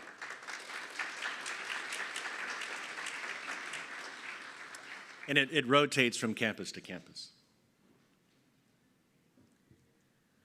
So what you'll see is some of our past events that we've had on campus. We have different elders oftentimes who are brought in who have given presentations from the Wind Center. We brought in Miwok traditional dancers, our family, or my family dance group, and we're still active today. And we also brought in speaker Al Striplin, who's constantly given his time, very involved in the Native community as well. And he always loves to come back and talk to our students. He was a former counselor at Sac State, EOP&S, and for him, he loves serving others, and so he always likes to come back yearly to our Native Heritage Week or events. The next slide will showcase the different events. There's been times where we invited in Dr. Reed and other faculty from different locations or college campuses, and again, keeping in mind that some of the workshops and things we host go back to our culture, our roots, our traditions, whether it be beading, whether it be a flute demonstration, a drum circle, clapper stick. You know, those things are sharing with others about who we are as a culture and our people and our community, which is important. Before we get into the next slide about the land history, I just wanted to touch a little bit on the base. If I didn't bring up some of California Native history here, it wouldn't be right to do that. So I just wanted to talk a little bit about the state of California and what occurred, as my brother alluded to earlier in his presentation, how there was mass amounts of Native people in these locations, and due to the gold rush and a number of other things that occurred, many of our culture and many of our things were lost. We were put into boarding schools, removed from homes. Some of my aunts, personally, my grandmother's sisters, endured that. And I feel like it's very important to recognize that history when they were taken out of their home and removed and forced to talk English, forced to not speak their language, forced to not practice their culture. And I think of them because that's so important with the work that we're leading this institution today with. Because at one point, it wasn't okay to share. I remember one point my grandmother telling me as a young child, "We're Native, but let's not say that out there." I feel like we're the reverse of that today.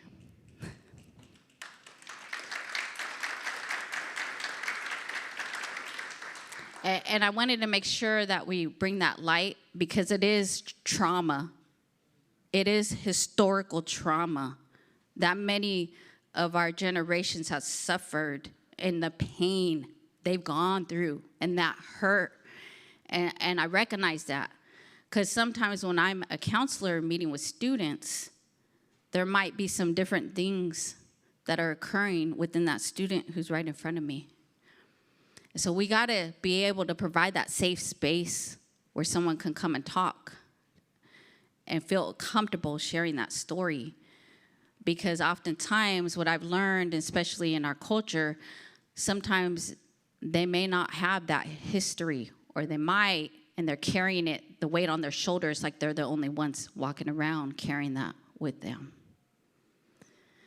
And so I wanted to share that because I know it's really important, and I reflect back on that, because some of the next things we're gonna talk about is the land statement and how we were able to move that forward.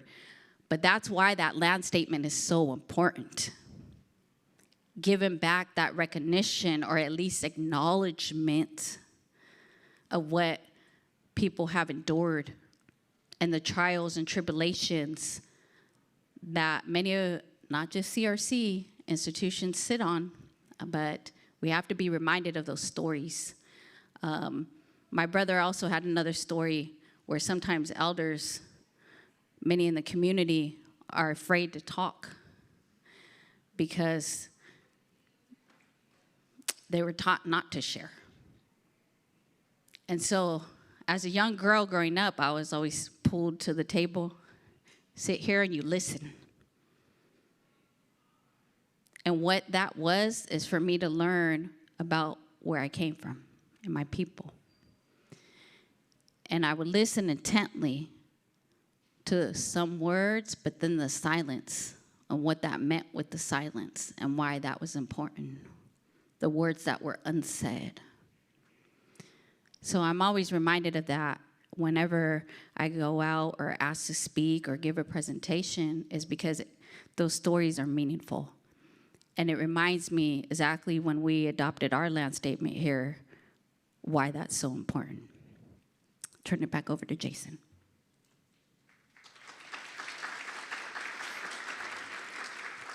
Thanks, Crystal.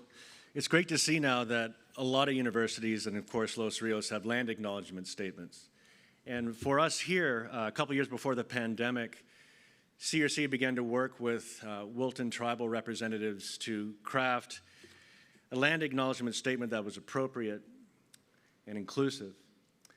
And right after the pandemic, that land acknowledgement statement was also turned into a plaque that was placed on the campus as well. And so those are really important milestones for us here that we want to acknowledge and celebrate today.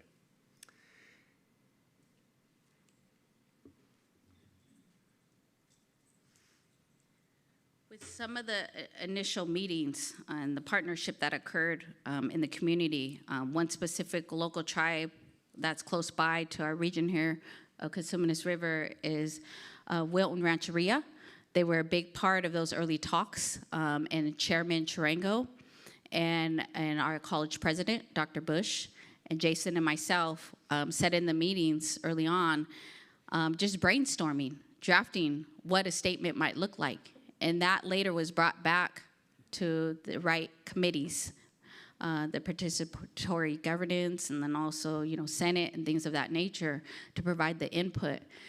But an important part of the land statement, it isn't just a statement to read, right? But an important part of that is the historical piece. And that's why it was so important to build that partnership and bring the tribe forward in their leadership and their governance to have a seat at the table in creating that.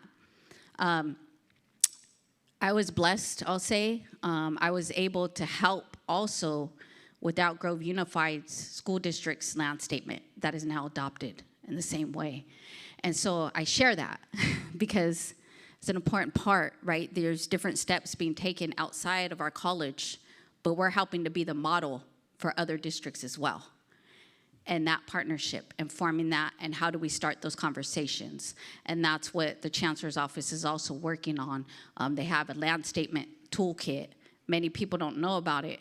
And so that's why I'm sharing this, because sometimes there's so many knowledge or resources or different things out there, and sometimes those things are a missed opportunity because it's not shared. And so I wanted to make sure to say that as well. In the next slide that you'll see, we also have some different committee and partnerships of support. So one of the first things being here as a faculty member that I was able to participate in was a committee, which is the Sacramento Native American Higher Education Committee. It's called SNAHEC. And that committee granted me the opportunity to work with other faculty across our district, but also at Sac State, UC Davis, and then local Native programs and agencies. And we had meetings here on campus, and we rotate the meetings oftentimes. But why this committee is important, it's a table that the seat, when you're at it now, has grown and emerged to a much larger committee. And so we have a lot of higher education folks on that committee, but also we have the community agencies, like the Native American Health Center, the Shingle Springs Tribal TANF program. And it's important for us to communicate, not just at the higher education level, but the K through 12 level too. We have those Native educators at the table with us. Because as we all know, it starts in K through 12 as well, at the community college, the CSU, and UC systems. We all have to work together to get our students through. So one of the biggest, I want to say, reminders or things that we were able to accomplish during the time on the committee was we helped produce a research article on boarding schools and suspension boards with Dr. Luke Wood. And we were able to present that later. We broke off in a subcommittee with the different faculty and researchers. I was included in that. We were able to publish an article. One of the other subsets that I'm proud to say, and it wasn't just my work, it was other work of faculty like Dr. Tamara Treshire, Dr. Jesus Valley, and many others, Dr. Liao, Dr. Vanessa Escovedo. We all sat on a separate committee, and from that committee, we were able to help draft and write into legislation the new NASP funding, which Assembly Member Ramos helped to push forward for $30 million of one-time funds to go to 20 community colleges specifically to serve Native students.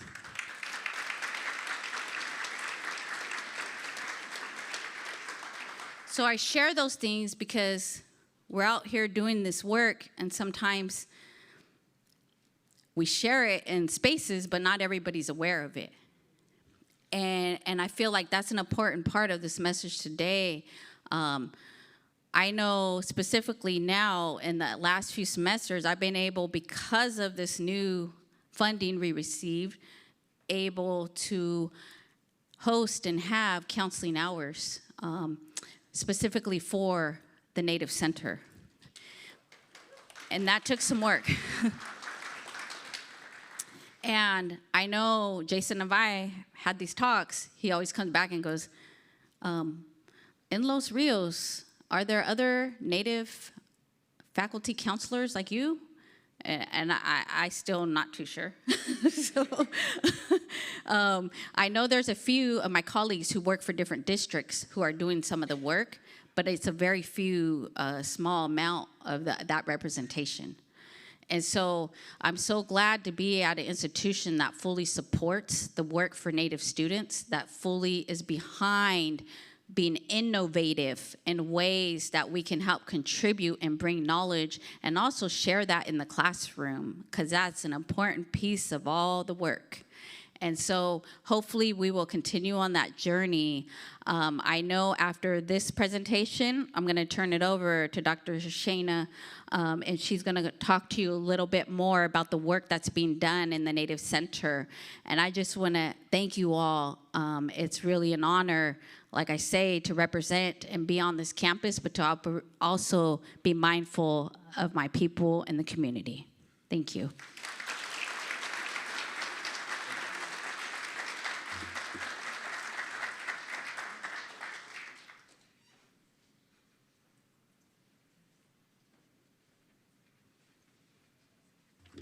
Okay, here we go. I'm bringing my phone not to stare at it, but because I'm using it as a timer, I want to be mindful of y'all's time. So, oh, my slides aren't there yet. I can wait. Yay. So, hi everyone. Dr. Shana Philpott-Chito e Shokoa. My name is Dr. Shana Philpott. I'm an enrolled tribal member of the Hopland Band of Pomo Indians.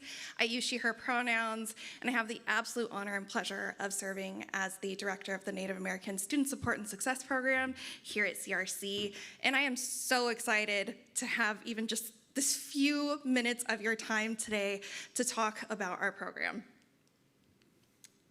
Oh. I was told right is forward, y'all. It's not moving forward. Oh, we just gonna go through all of them. Look at all these beautiful people. Hey, all right, we're getting there. It's all good. Oh, there's me. Hello. Now, as a previous teacher, who would I be to not model some of my teaching practices and have some learning outcomes for today's presentation?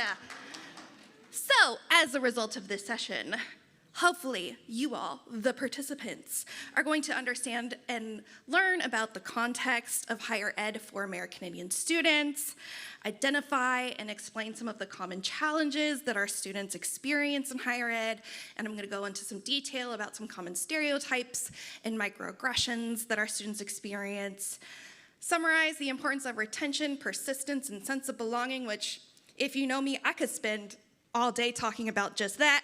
I'm gonna shorten it up for y'all and give you a quick summary of those in terms of how that influences our American Indian students in higher ed. And then I'm gonna give y'all some promising practices because I want y'all to be able to walk away with some things that you all can incorporate into your practice today. So, a little bit about me. As was brought up earlier, I'm one of the newer staff here, been here less than a year, and I'm really big on relationship building, and I feel like I can't even stand up here if y'all don't even know who I am. So, a little bit about me. As I mentioned, enrolled tribal member of the Hopland Band of Pomo Indians. I was born and raised in California, but I've done quite a bit of moving around in my life because my husband was in the Navy. No longer anymore. He's a proud civilian now. So I've done quite a bit of moving around. And so a little bit about me in terms of my education. So I actually started going to college while I was in high school. So I was a dual credit student. I went to San Jacinto High School, and then, oh, thank you. And I took community college classes starting my sophomore year in high school, and I remember having this counselor because I started my sophomore year. And he told me, he's like, you're not gonna graduate with an AA. You would have had to start your freshman year. Woo! If you know me, that was a challenge. Okay, so I was like, oh, okay. I'll prove you wrong. He also told me that I wasn't gonna get into any great colleges because kids from San Jacinto don't go anywhere. proved him wrong too. So let me tell you, at MSJC, I graduated with not one, not two, but 3 AA degrees before I even walked to my own high school graduation. Thank you. On top of that, I got into UC Berkeley, and that's where I did my undergrad, was at Cal. Proved him wrong there too. So, did my undergrad at Cal, at UC Berkeley, majored in Native American Studies, absolutely loved my time there.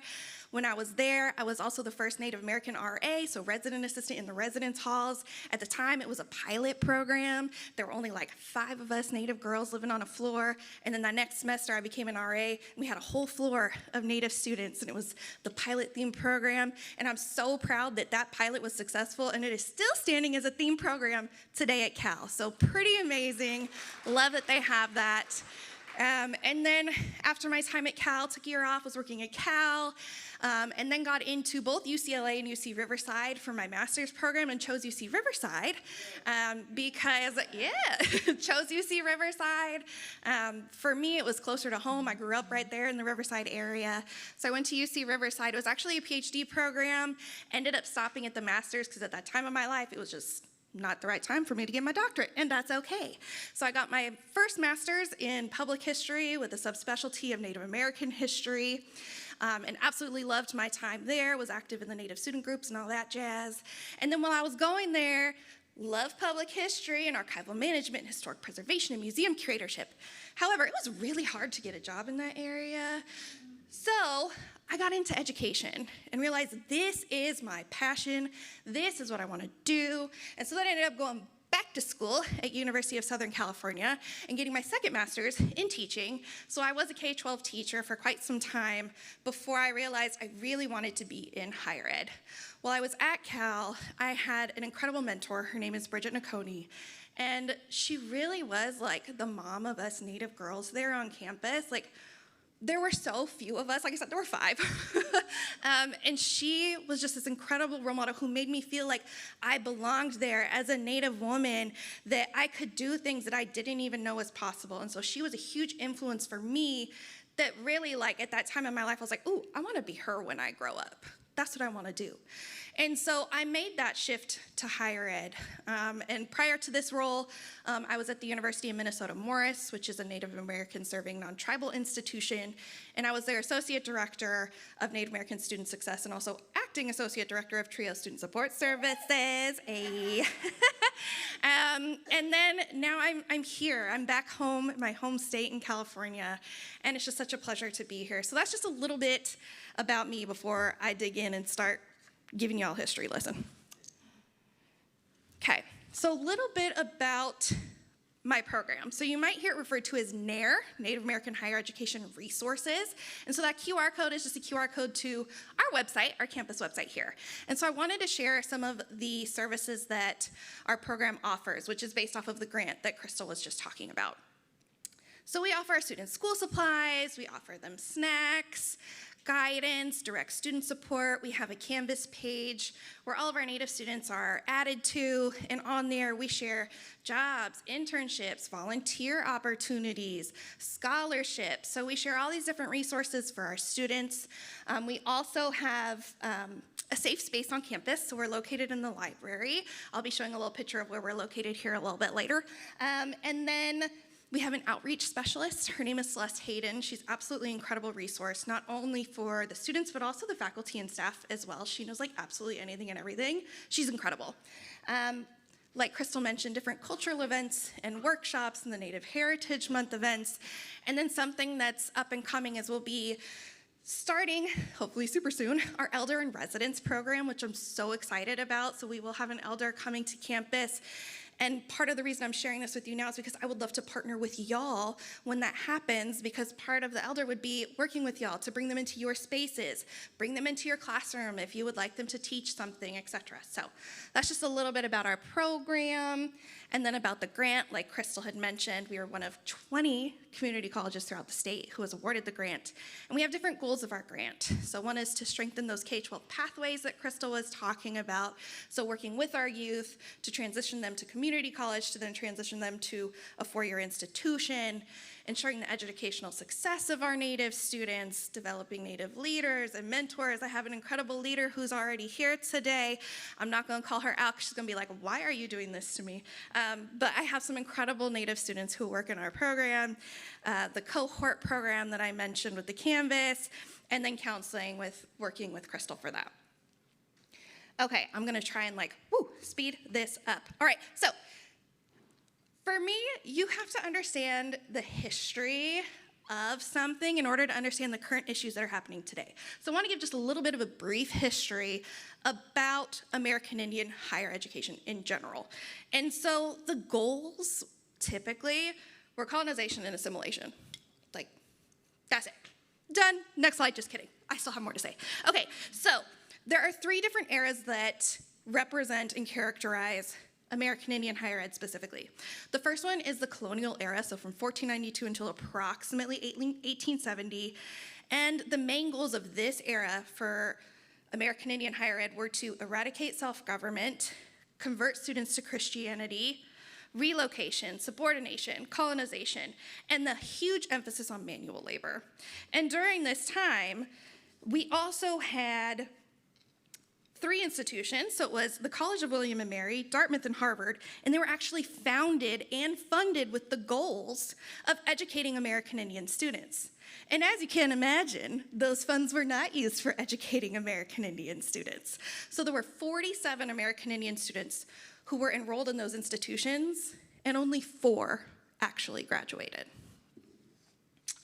And then we have the next era, which is the federal era, and that's from approximately 1870 to 1964. And again, this was characterized by federal government creating treaties with tribes and the establishment of boarding schools.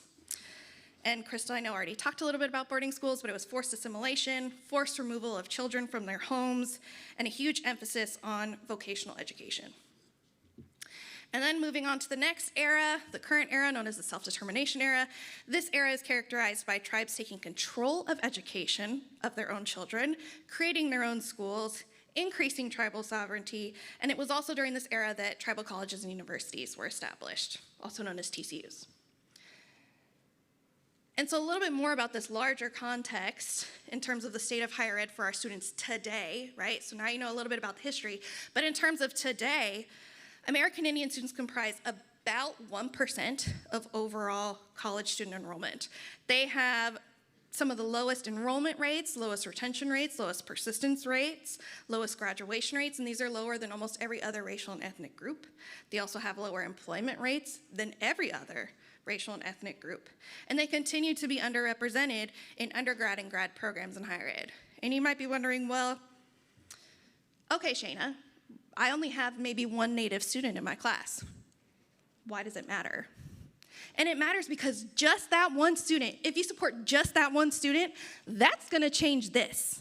That's going to change this story right here. Thank you. So yes, we have low numbers, and we have some of the highest dropout rates, so just impacting that 1 student can make such a huge difference. And then also mentioned on here too is these institutions were never created for us. They perpetuate a Western colonizer ideology, and our students who come to higher ed experience still ongoing colonization and assimilation, and they continue to struggle in a system that was never made for them, and it was made to oppress them. So these are just some of the challenges that our students experience in higher ed.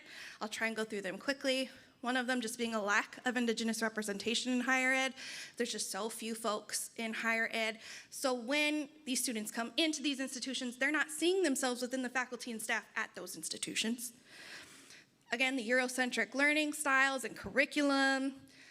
Students, especially students who go away to college, I experience this as isolation and culture shock. difficulty maintaining their tribal identity, and then having difficulty balancing their tribal responsibilities, because yes, they have tribal responsibilities in addition to their academic responsibilities and in addition to their social obligations too.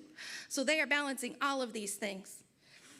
Stress surrounding academics and finances, and then what I'm going to talk about now is discrimination in the form of stereotypes and racial microaggressions. So this is a bit about some common stereotypes that Native students can experience. One is just the overgeneralization of Native peoples, that there's just a Native culture. Okay, there are over 574 plus or minus federally recognized tribes, and then there's non-recognized tribes, and then there's state-recognized tribes.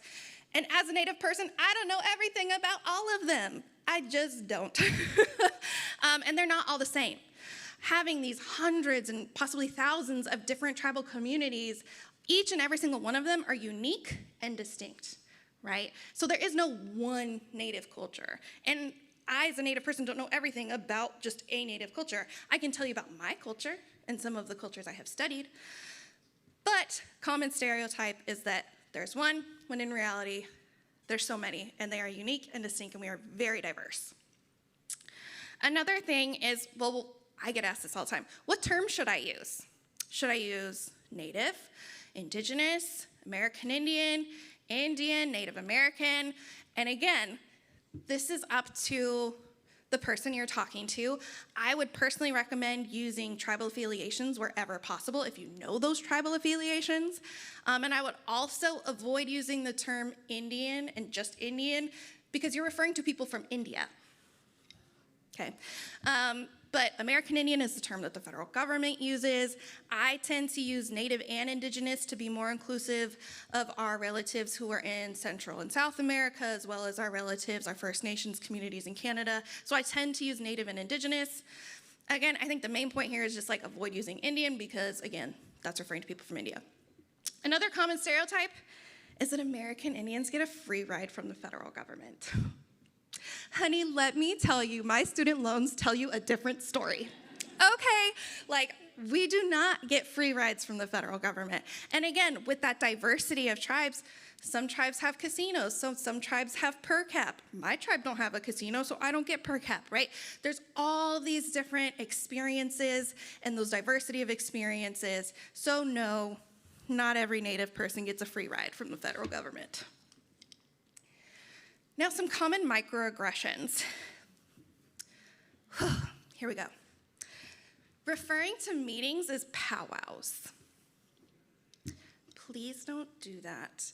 It tends to have a negative connotation of like, ooh, all right, we're gonna have a powwow after this to talk about blah, blah, blah. And it's like, oh, so you're gonna have a whole beautiful cultural celebration of Indigenous cultures after this? I'm in, right? Okay, that's not what they mean. Right? So using the term appropriately. Also referring to something as your spirit animal. I've heard people be like, oh my God, Betty White is my spirit animal. Okay, Betty White's dope, don't get me wrong, but she's not your spirit animal. Okay, let's make that very clear. Also, when speaking about groups of people, referring to them as a tribe. Okay? Like I hear like, oh, my bride tribe, my girl tribe, sister tribe, whatever. It's like, you're not really a tribe, though. Like, yes, you're a group of people, but like using tribe in that way can also be harmful and hurtful to Indigenous folks. And then this next one, asking Indigenous folks about their percentage. Story time. So, when I was a student at Cal, and as I mentioned, I was like one of 5 Native girls who lived on a floor, and I went over to one of my friend's room. Her roommate was non-Native, she was Native. And so her non-Native roommate had some friends over. And you know, college students, we introduce ourselves, name, major. So I'm like, hi, I'm Shayna, majoring in Native American Studies. And they were just like, what are you majoring in? Oh, I'm majoring in Native American Studies. Why would you major in that? I'm like, oh, well, because you know, this is something I'm really passionate about and I love learning about, and I'm also Native. And they were like, ha, yeah, right. You don't look Native, you're not Native. And I'm like, oh, okay, but I am. And they were like, well, you don't look like Pocahontas. And I'm like, well, no, I don't, but I'm Native. And then they came back and said, well, how much are you? Like, how much are you really? And I'm just like, well, I'm enough to be an enrolled member of my tribe. Like, what? And at that point, they started laughing at me. I ran out of the room in tears. And luckily, I had an incredible roommate who was just like, you know what? Like, don't listen to them. They don't know what they're talking about. No one can tell you that you're not Native just because you don't look Native, right? And so all of this story just to say, like, it is so harmful and hurtful to ask folks how much they are. Because you also don't hear us saying, well, how much X are you? How much Y are you, right? You wouldn't want to be asked that. So don't ask Indigenous folks about how much Native they are. It also, again, perpetuates settler colonial violence. So we just want to avoid asking folks that. Also talking about Natives in the past tense, newsflash, we're still here. Okay, so a little bit on retention, persistence, and sense of belonging. Just wanted to talk shortly about, these are some things that have had a positive impact on Native students' sense of belonging in higher ed. Tribal community support, Native students' desires to give back, family support, institutional support, and faculty, staff, and peer support. So yes, faculty, staff, and peer support, that's y'all, right? So the way you interact with students has an impact on their retention and persistence in higher ed. And then also sense of belonging, which is related to retention and persistence, but it is different. So sense of belonging refers to, students' perceptions of being valued within a campus community. And so these are the things that have an impact on our students' sense of belonging. Similar to retention and persistence, right? So family support, connection to culture and spirituality, access to and participation in a Native Student Center, peer group interactions, social support, a lack of social isolation, staff support and mentoring, and then these last two, I love these last two, public collective racial esteem. How many of y'all have actually heard of that term, public collective racial esteem? Oh, one person, yes. Okay, y'all gonna learn today.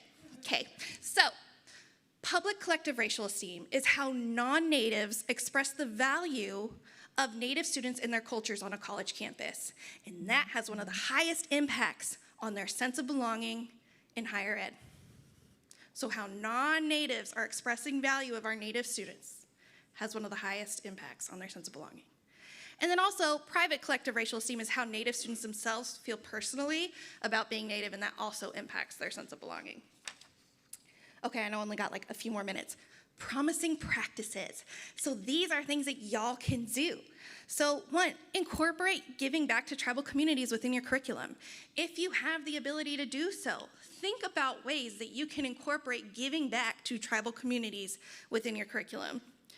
Encouraging students to reach out to their support system, whomever that might be, and encouraging students to connect to the Native Student Center on campus, right? Me, send them my way, please. Including a land acknowledgement in your syllabus and also sharing our Native programs like on your Canvas pages would be so huge. Incorporating peer group interactions in your classroom, using a strengths-based approach, so not a deficit approach, but a strengths-based approach when working with Native students, reflecting on how you personally contribute to that public collective racial esteem on this campus, and then incorporating Indigenous responsive teaching and pedagogy. So I'm gonna try and go so fast with this. Okay, Indigenous responsive teaching and pedagogy. This was created by one of my dear friends and colleagues, Dr. Demi Dumars, and it is a framework that was developed specifically for teaching Native and Indigenous students. So it offers strategies for increased cultural awareness and cultural competency. And so, for example, cultural sensitivity, referring to the way of understanding that schooling and the relationship that students have with school might be strained because of the historical aspects of government to tribe relationships and termination policies, and the history of boarding schools. Familial and communal perspectives, so understanding how kinship works in Indigenous communities and partnering with Indigenous communities and bringing that knowledge into the classroom.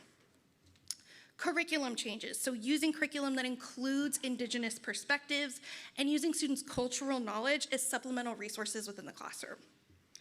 Community involvement, so being an active participant in activities that are deemed as appropriate for non-Native folks to attend.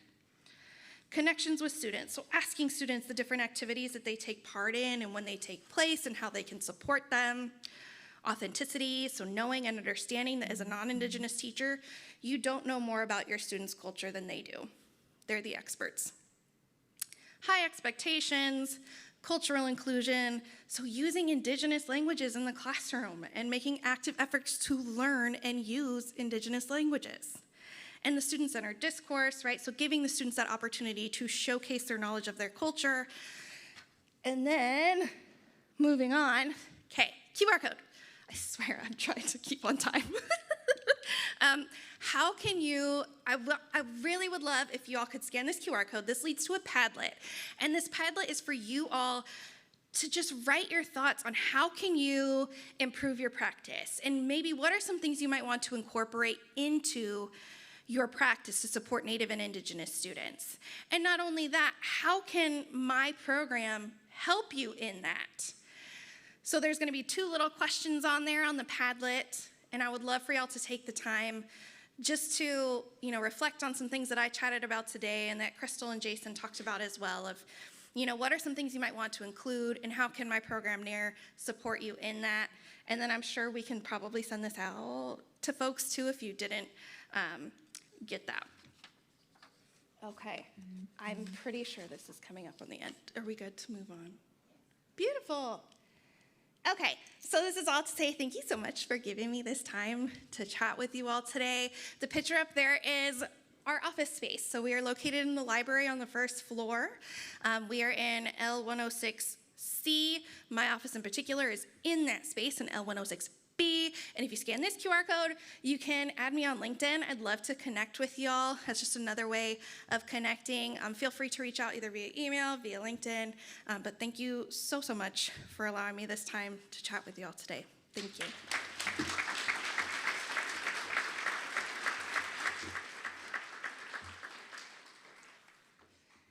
And then I will be introducing our next speaker, so I'm sure that'll get put up there. So I have the absolute honor and pleasure of introducing our next speaker, who is Dr. Annette L. Reed. She's an enrolled member and citizen of the Tolowa-Dani Nation of Northwest California. She earned a BA in Native American Studies from UC Berkeley, woo, go Bears, a secondary teaching credential from St. Mary's College, an MA in U.S. History from UC Davis, and her PhD in Ethnic Studies with a specialization in Native American History and Native Women in California Indian History, also from UC Berkeley. Annette has worked with students at California State University, Sacramento for the past 26 years in various capacities, a professor in Ethnic Studies and Native American Studies, Director of Native American Studies and Chair of the Department of Ethnic Studies, and currently she serves as the Dean of Students for the Native American College. She believes in preparing our next generation to become leaders within our communities. So it is my honor and pleasure to bring up Dr. Annette Reed.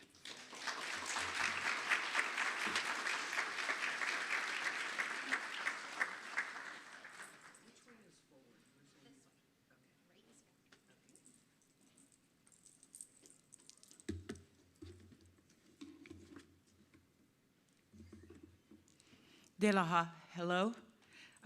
As was said, my name is Annette Reed. It's really an honor to be here, so I thank you for inviting me over here to CRC.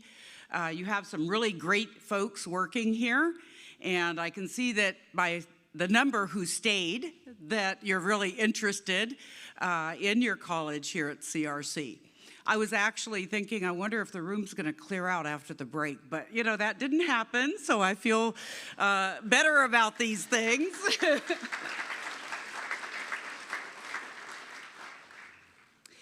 A couple comments I wanted to make just because, and I know it's not on my slideshow, but I wanted to say several years ago, I had the honor of Matt Franklin was in one of my classes in Native American Studies, and he had ended up earning his degree at Sac State.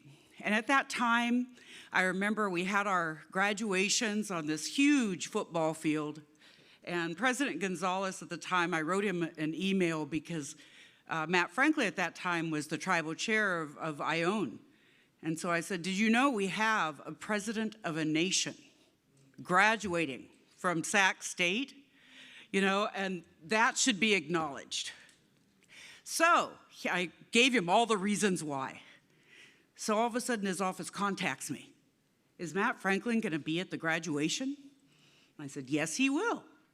So all of a sudden in this sea of people, the president announces about Matt Franklin graduating, and he read the email that I wrote about all the reasons why. So when we have these Native students at our campus, we need to celebrate them.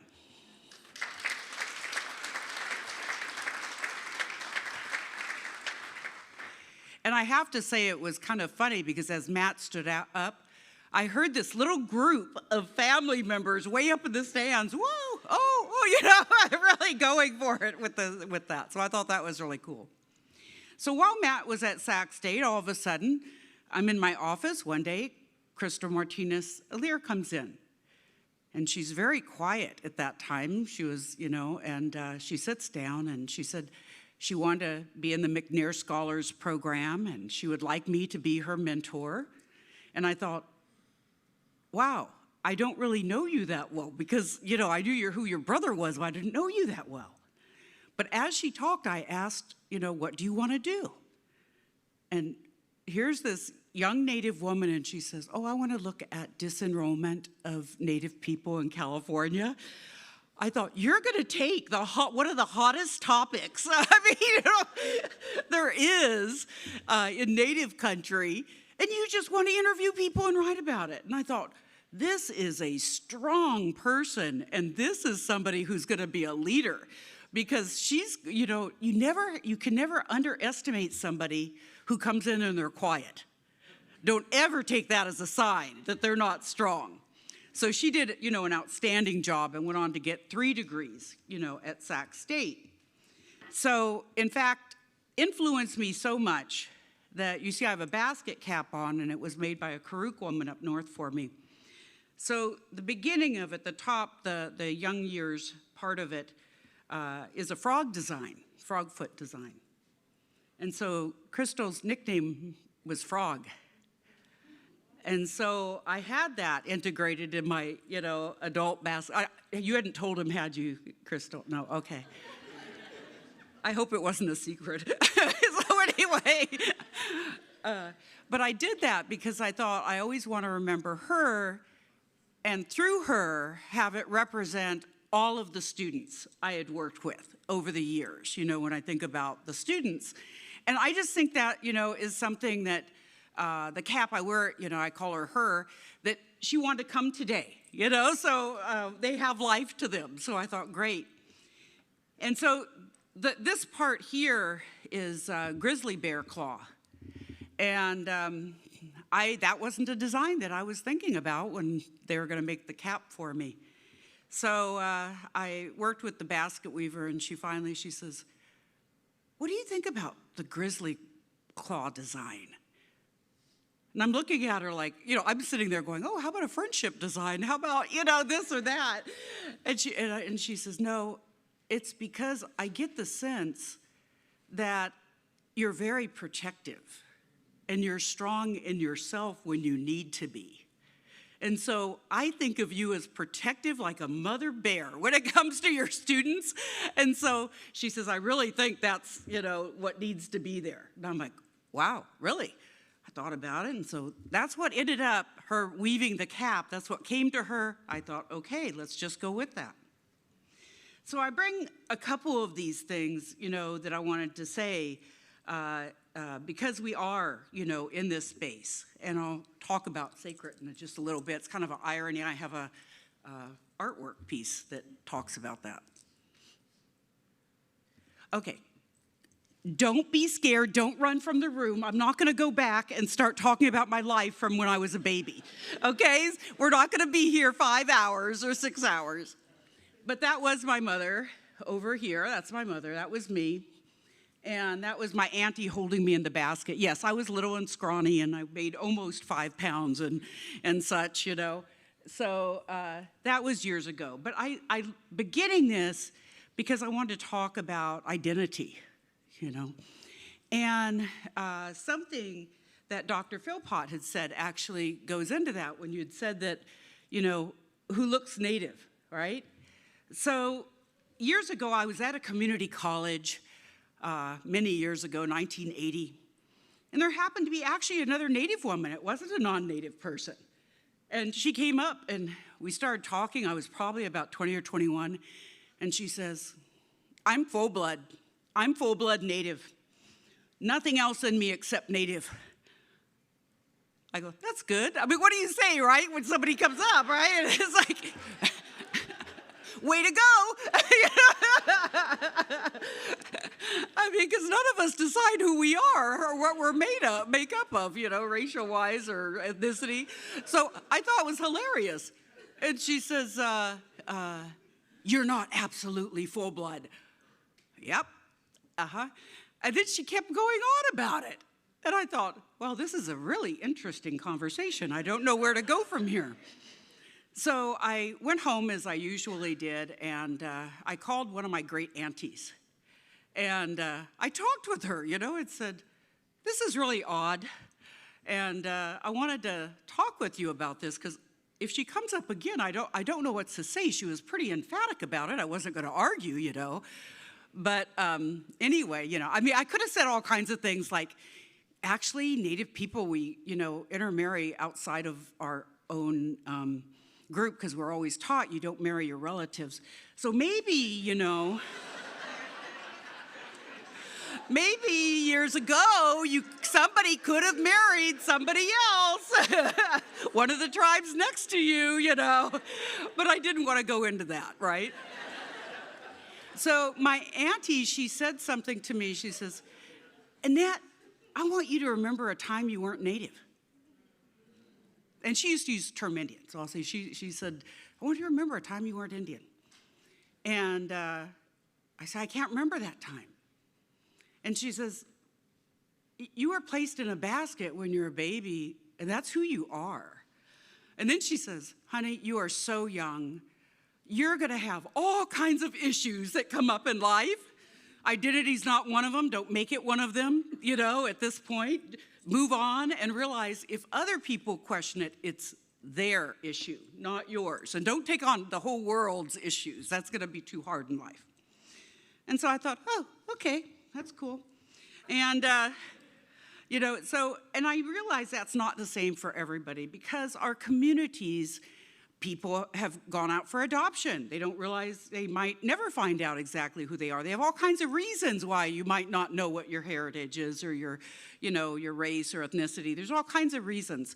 But in this case I thought it was interesting because today when I talk with people, you know, I think about, you know, that issue of identity because Native people, we have intermarried. You have Native people looking very brown.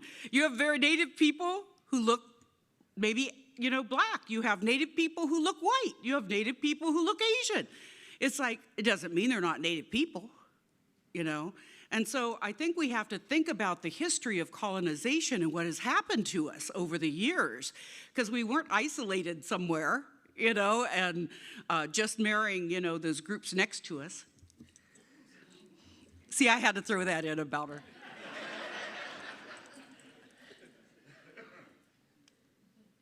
Okay.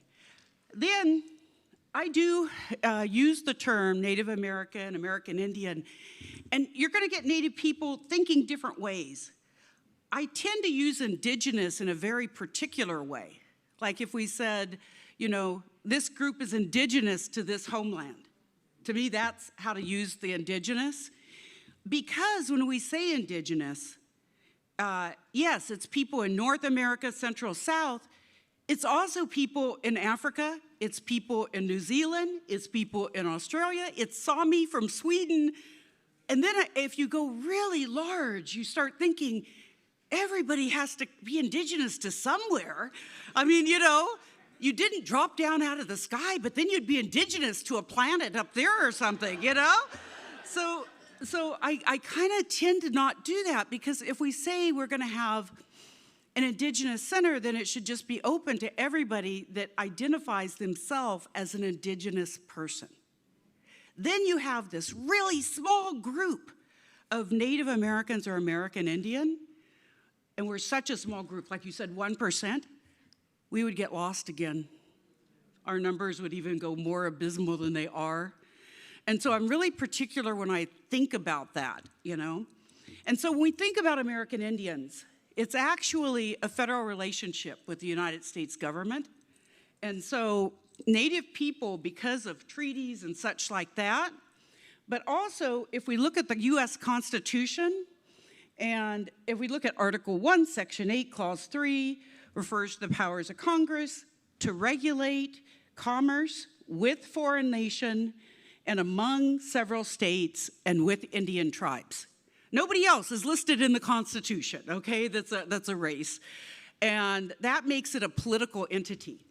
So when we say American Indian, I think of that, yes, very colonized, as a federal relationship between American Indian people or Native American people, and there's specific definitions that go with that. So also it's this formal diplomatic because there was treaties. Now we all know that treaties were ignored, thrown away, not, carried through, all of these things. But there was treaties. You don't make treaties like, myself and President Bush, if we were gonna, if I was gonna give him a car, sell a car, we wouldn't be making a treaty, okay? That's between nations. So treaties are usually between nations or political entities. It's not between individuals. And that's federal acknowledgement is an act that establishes that. Now, having said that, because like I said, this is very colonial thought, there are tribes who have been terminated. There's ones that are not recognized. There's ones who have had treaties with states and might be state recognized without being federally recognized. And so in the 1953 to like the mid-1960s, there was this idea of termination. And I think there was actually kind of like, if you think of American Indians, they were either trying to remove us, somewhere else to get rid of us, assimilate us, or through genocidal acts or different other acts, destroy us as a people or our culture. So there's like different ways the federal government has responded to Native people. So House Concurrent Resolution 108 in 1953 was basically the idea of, it was right after World War II. If we think of it in an awful way, back in those days, they were like, the Red Scare with communism and everything. So, well, I guess you could think of it as, bad joke. We could think of it as another type of Red Scare, that they don't want Native people to be Native anymore, too. And they didn't want us, to have our land and be separate nations. And so instead, they want to terminate our relationship, that federal trust relationship between the US government and Indian tribes. And then by doing that, they said, oh, well, most of them are living in, in different rural areas. Let's move them to the city and they can all become American, And to become American, when we think about that, wasn't to practice our culture. To be American was to speak English, to not practice your religion. There was all of these different things. And so, there's many Native people, who, had to learn, English, by force through boarding schools. They separated Native families. Like I look at it, and one of my uncles and cousins went up to Chemawa up in Oregon. My other great uncle and different people went over to Stewart in Nevada. My aunties went down to Sherman. So if you can think of taking young people that are 5 and 6 and just scatter them to the wind, that really disrupts families. And where do you learn to parent? You don't learn to parent going through a military institution, like a boarding school. So lots of historical trauma, as other people have said. So then we had the Tilly Hardwick case in 1983. I know Jason Newman's over there just getting all excited hearing all this history that he already knows. And so 17 tribes were federally recognized. It was shown that they were illegally terminated. And if you notice, Smith River is one of them. And we used to be called Smith River Rancheria. But one day we said, wow, our whole nation is called Smith River Rancheria. Jedediah Smith, Northwestern California. why are we continuing to identify with somebody who came through for a week and then moved on, and that's going to be our identity forever? So our different tribal members got together, people put up different ideas on what we should be called. They put it out to a vote among our enrolled citizens. So Talawa Dini Nation won.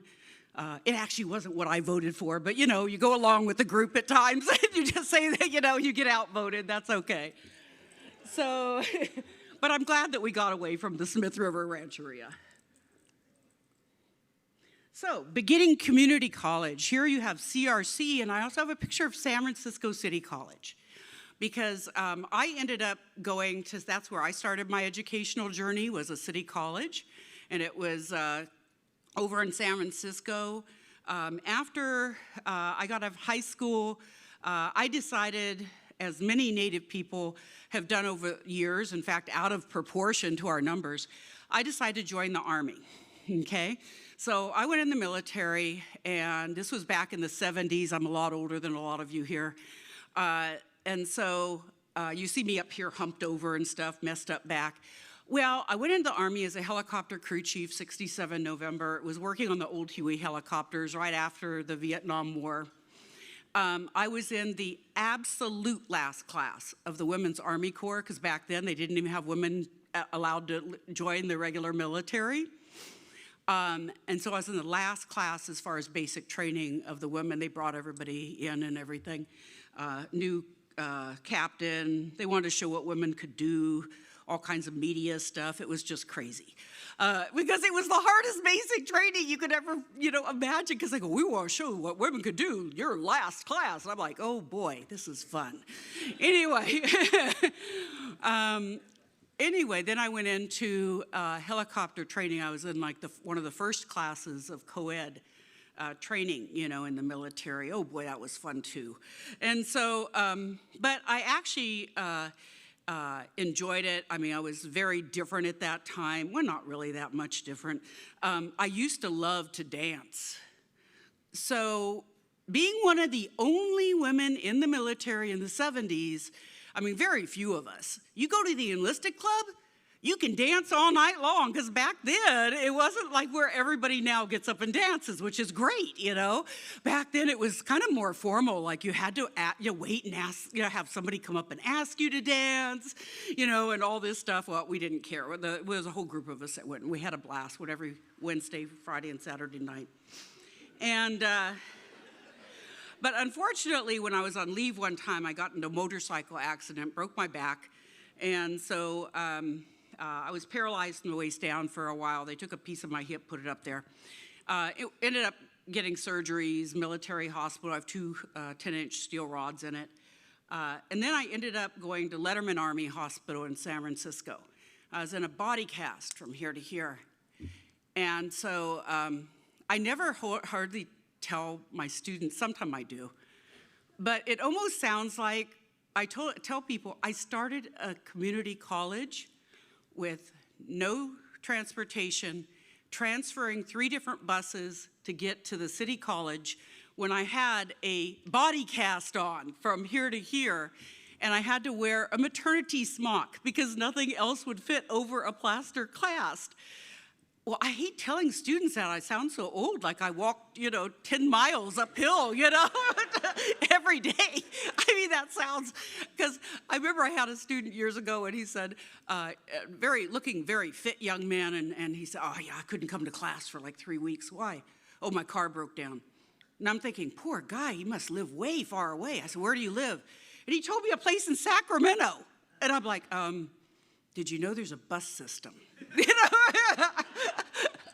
And he's telling me how hard it would be to catch a bus, and I'm just like staring, you know. Him, I did tell about this. Since then, it changed his attitude. He was so funny. I shouldn't say who he is. I better be careful, because now he actually works as an instructor teaching at this study. So I think that's great, you know. When I was chair, I got to hire him as a lecturer. So anyway, I thought that was great. So anyway, beginning at the, you know, community college is a good thing. And so a lot of students, when they come in, they start thinking belonging. you know, as Dr. Philpott had said, where do I fit, you know? How do I fit in here to this large institution? And what resources, how do I find them? You know, are there faculty, staff, administrators who actually are from my communities or are allies, or how do I fit in this environment? And so I know I had, you know, some of those same questions. So we've been having these questions for years because I started the City College in 1980. So we're talking years ago. Now, Sac State has a long history of working with Native students. I would say go Hornets, I should, you know, but there's actually no Hornets in North America. Sorry, President Wood, I don't know where the camera is.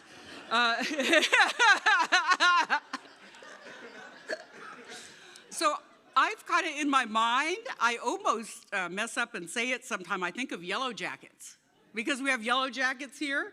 So I always want to go, you know, when they go stairs up, I'm thinking, Yellow Jackets, go. I could tell you a whole story about how they got their stripes and everything, but I won't. I'll leave that for another time. So in 1969, like a lot of people look at Berkeley, look at San Francisco State, and students went on out on protest for ethnic studies. They wanted to see, you know, they wanted to have classes that reflected their histories. They wanted to have folks, you know, within the institutions that reflected their values, reflected who they were, you know, and such from their cultures. And so a lot of focus is on that, but actually Sac State they went out in 1969. I looked at the records, historian that I am. And then I found out that they ended up hiring several faculty, Black faculty, Native faculty from different groups in 1970 in the fall. And so Charles Roberts is Choctaw. He was one of those faculty that were hired back then. And he ended up teaching there for 39 years. Yeah, that's a long time. I always thought 40 years you get your full pay. Why not one more year? But anyway.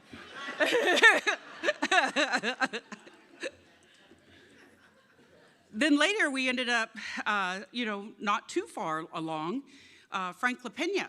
And he was a Wentun, and he also taught there for years. He was an artist, historian, you can go on and on. He did fantastic work. It's kind of ironic that Matt Franklin talked about this land being sacred, and the bottom print there is called "We Are All Sacred." And he has his roundhouse there. He has words and such within his language, and there was only 20 of those lithographs created, and he had 10 of them. And so I have one hanging over my, you know, sofa. And I like that because every time I go in and out of the house, because the idea, he talked with me about it, is if we believe that we're on sacred land, if we believe we are sacred beings, then we need to treat each other in a sacred way. And then he had a little dog in the print. Yeah. He had a little dog in the print, and he said, well, even animals are sacred too. So we treat them in a good way and show respect. And so I am definitely not perfect, but every time I go in or out of my house, I glance over at that and think, okay, day's starting, you're going out the door, you know, and we know everything happens during the day, so, you know, sometimes, you know, your thoughts might not go in that direction, but I do a good effort at trying to think of everything sacred all the time. So, new president, President Wood, he's very cool, kind of like your president. He wears really cool kicks and stuff, you know, with a suit.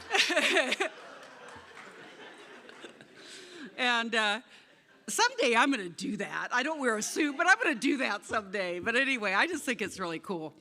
So you all said that you have the, you know, like, you might have one of the dopest presidents, but we have a really dope president over at Sac State too.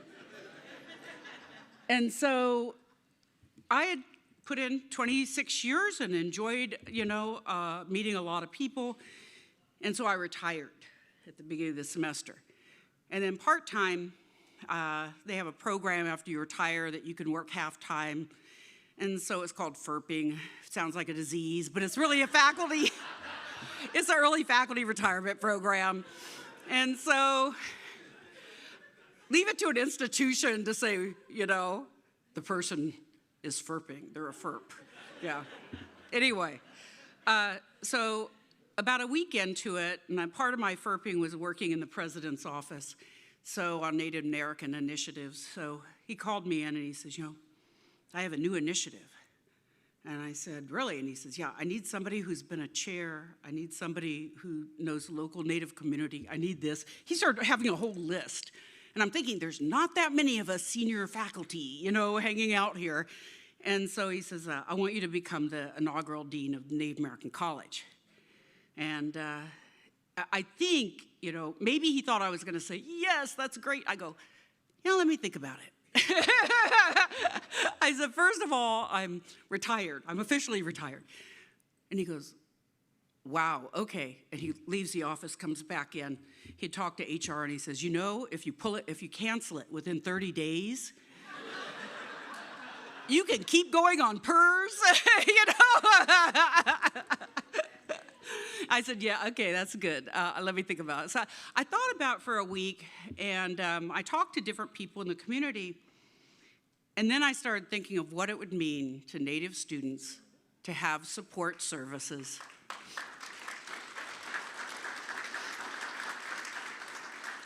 I thought about, you know, all of the generations who had come through Sac State. What would it have looked like if they had people focusing, you know, on them? And that's when I just kind of said, well, I just wrote one text to him, and I said, let's do this. You know, because I thought, I can't say no now because my mind's already thinking on programming. So I'm back out of retirement. So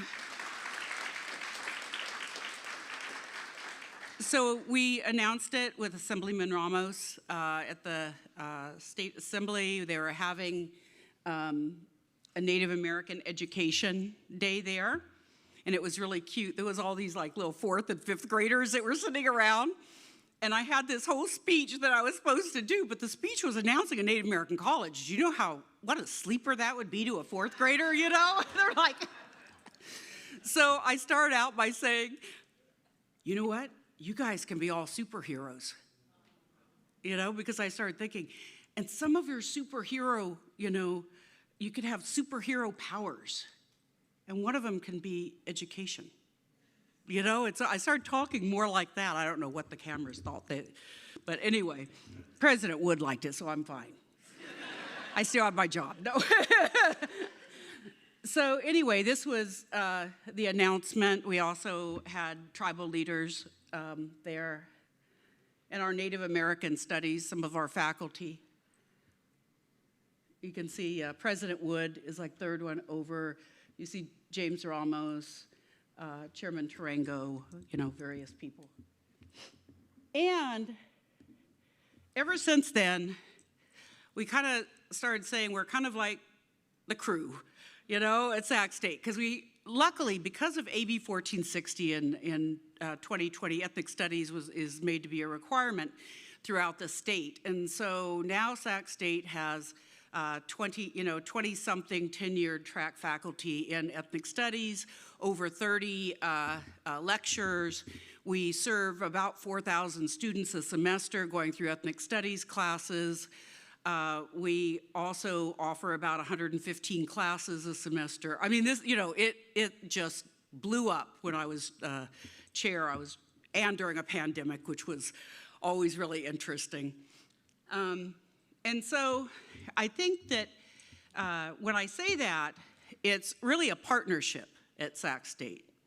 We were able to hire other Native American faculty. Dr. Rose Warsoldier, she's Mountain Maidu and Kauai, and she's enrolled at Saboba. We hired Anthony Burris, who's enrolled also at Ione.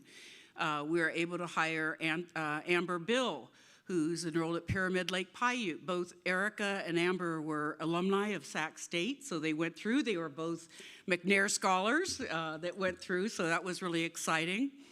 And then we also have had the distinct pleasure of being able, to also, we have an Estacama Center, which I'll show you a picture of in a second. So Alexandria Rhea Franklin, there she is now our new coordinator of the Estacama Center. So when you see us all running around, it's kind of funny. Like they'll have an event, we all go, and then, some students go sometime and the rest of us. Wilton had our helmets made into designs from Wilton. So there is a partnership going on there within the community. And I know I don't have a lot of time, but we have a vision. And I say purpose instead of mission. I'm hoping that will catch on.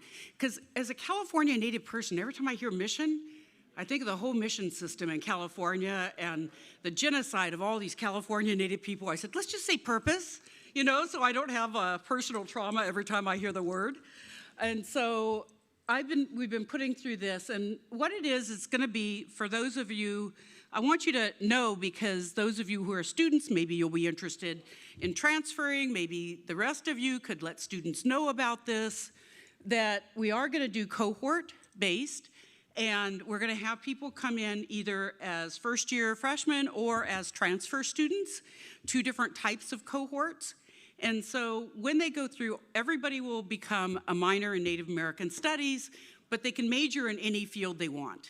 We're going to have our own people that will be able to do advising, outreach recruiting, counseling, so that it can be coordinated services that would include the Estacama Center, Native American Studies, and the Native American College. A lot of the faculty will be serving as personal mentors to the students and be meeting every couple weeks with them in small groups. We're creating 2 classes. In fact, one of the Native American Studies faculty has released time to do it this coming spring that will focus on Native American leadership. And so for the lower division, we want to look and see what are the different tribal nations doing in California?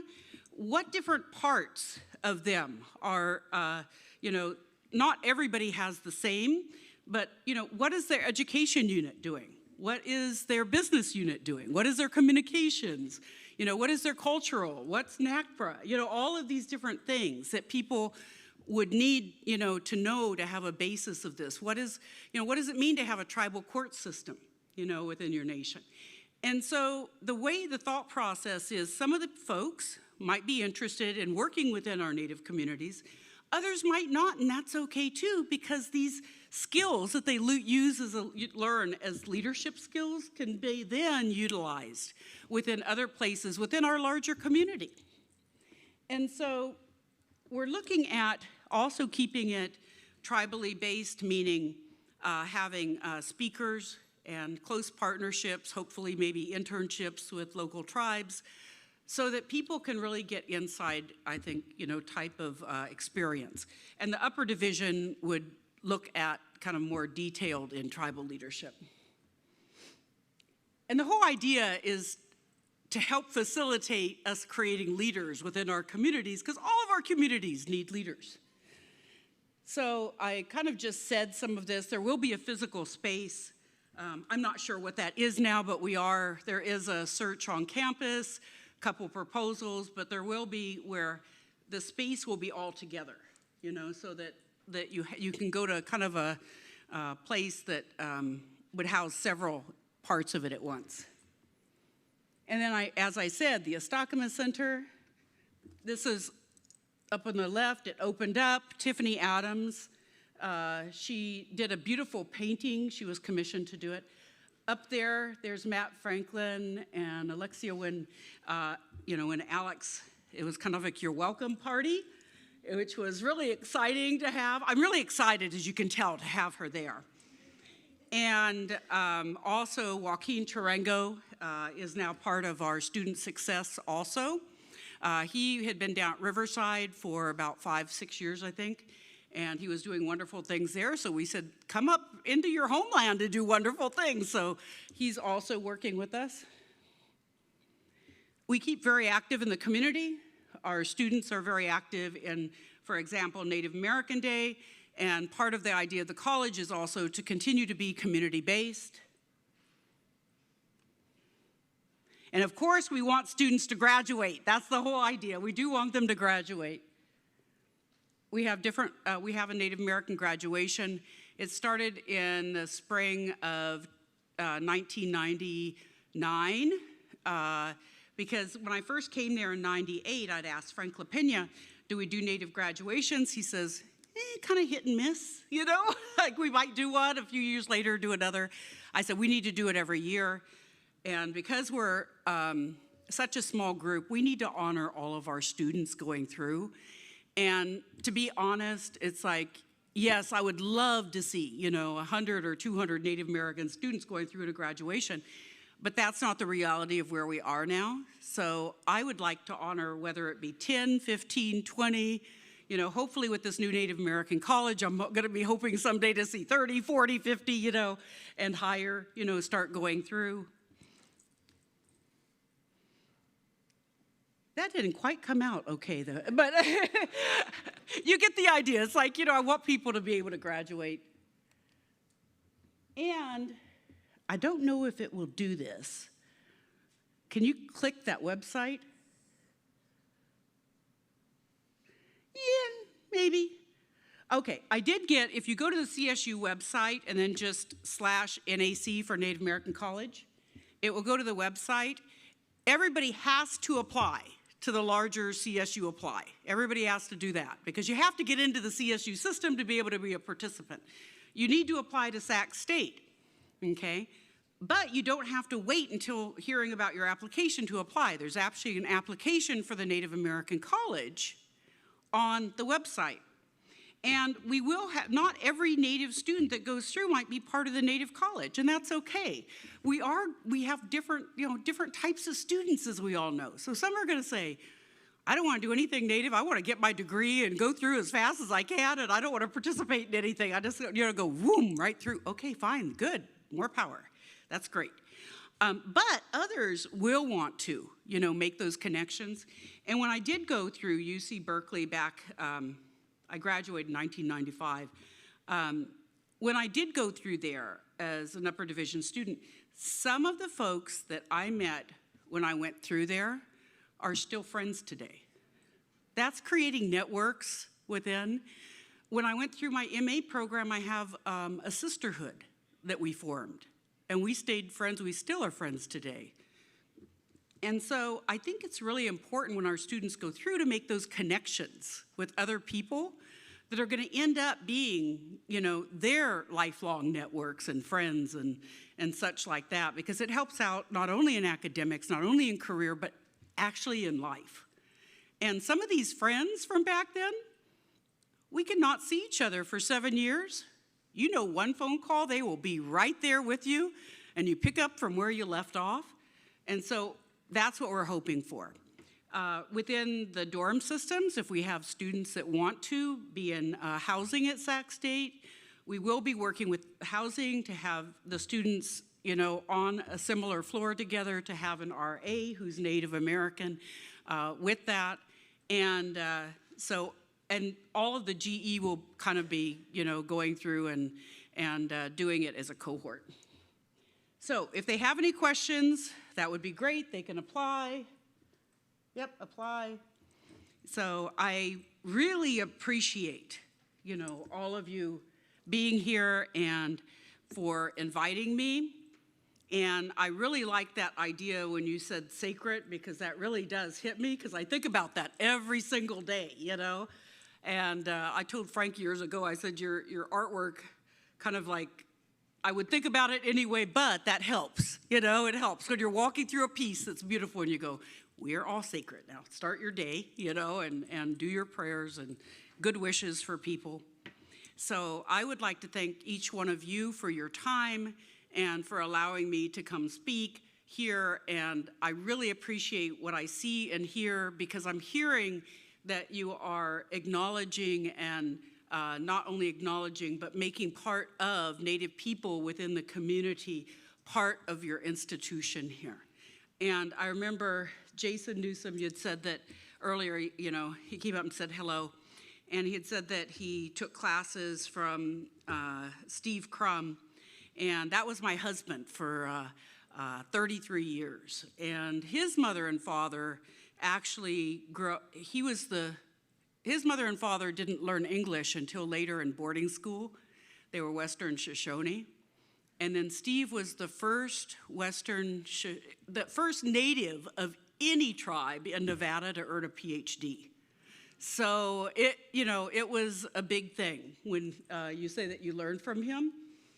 He was one of the first. There's been all kinds of honorings the last couple years, and it makes me realize that over and over. And so I was very fortunate to be, as my life partner, with somebody who also had that same vision and that same commitment, and such for higher education.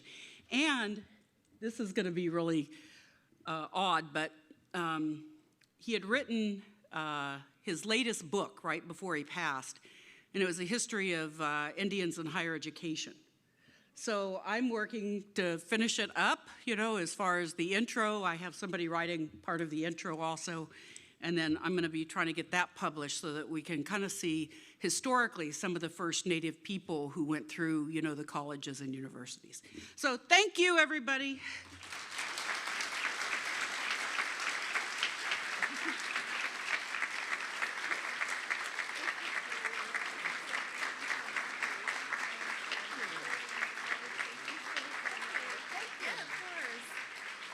So just wanted to say thank you so much again for Dr. Reed taking the time to come out here and speak with us and impart her knowledge with us. So thank you, Dr. Reed.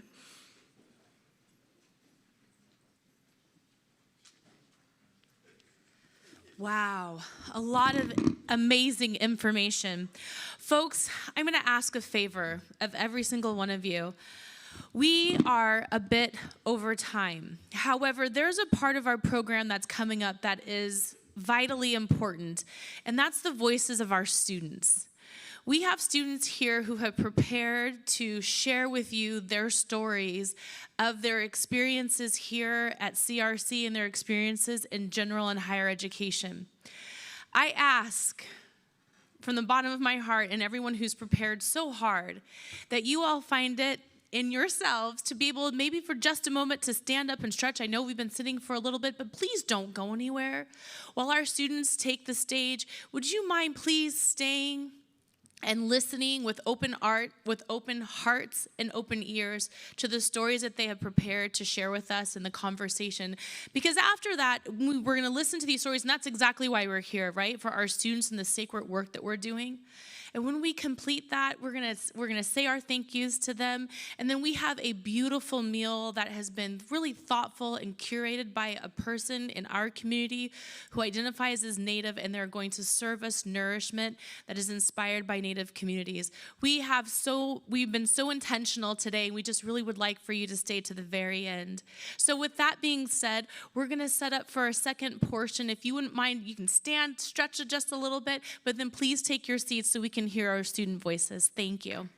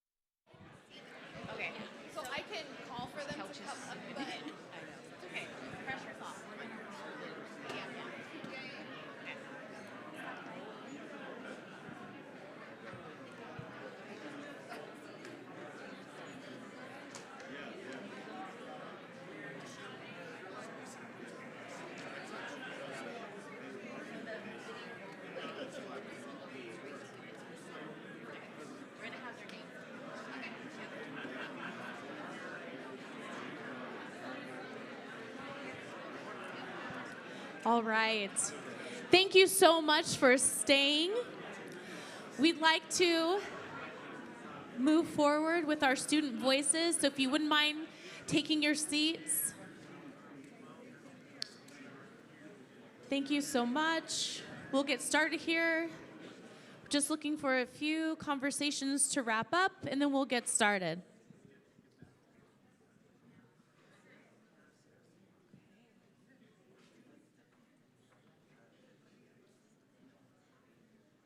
Awesome. Thank you so much, everyone. So we're going to go ahead and get started. I'm actually going to have the folks who are up here on the panel introduce themselves, because that's the first question.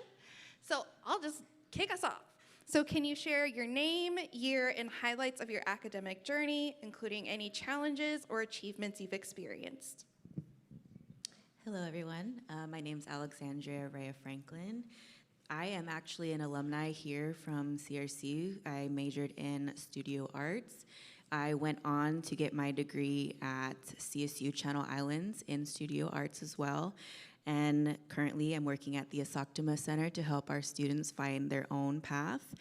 In the meantime, I am looking at creating more of my graduate studies portfolio so that I can promote onto my master's degree at Sac State.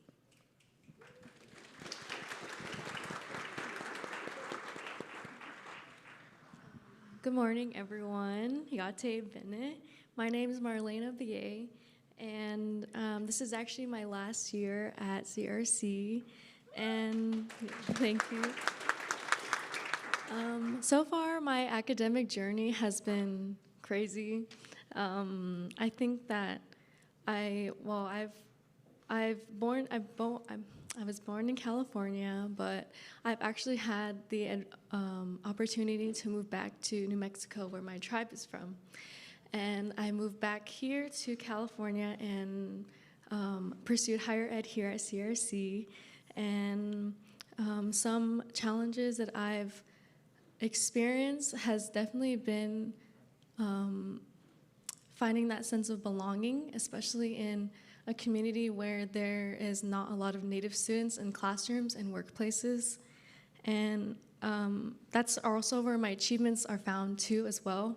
I've also been able to speak up more and find myself within that as well.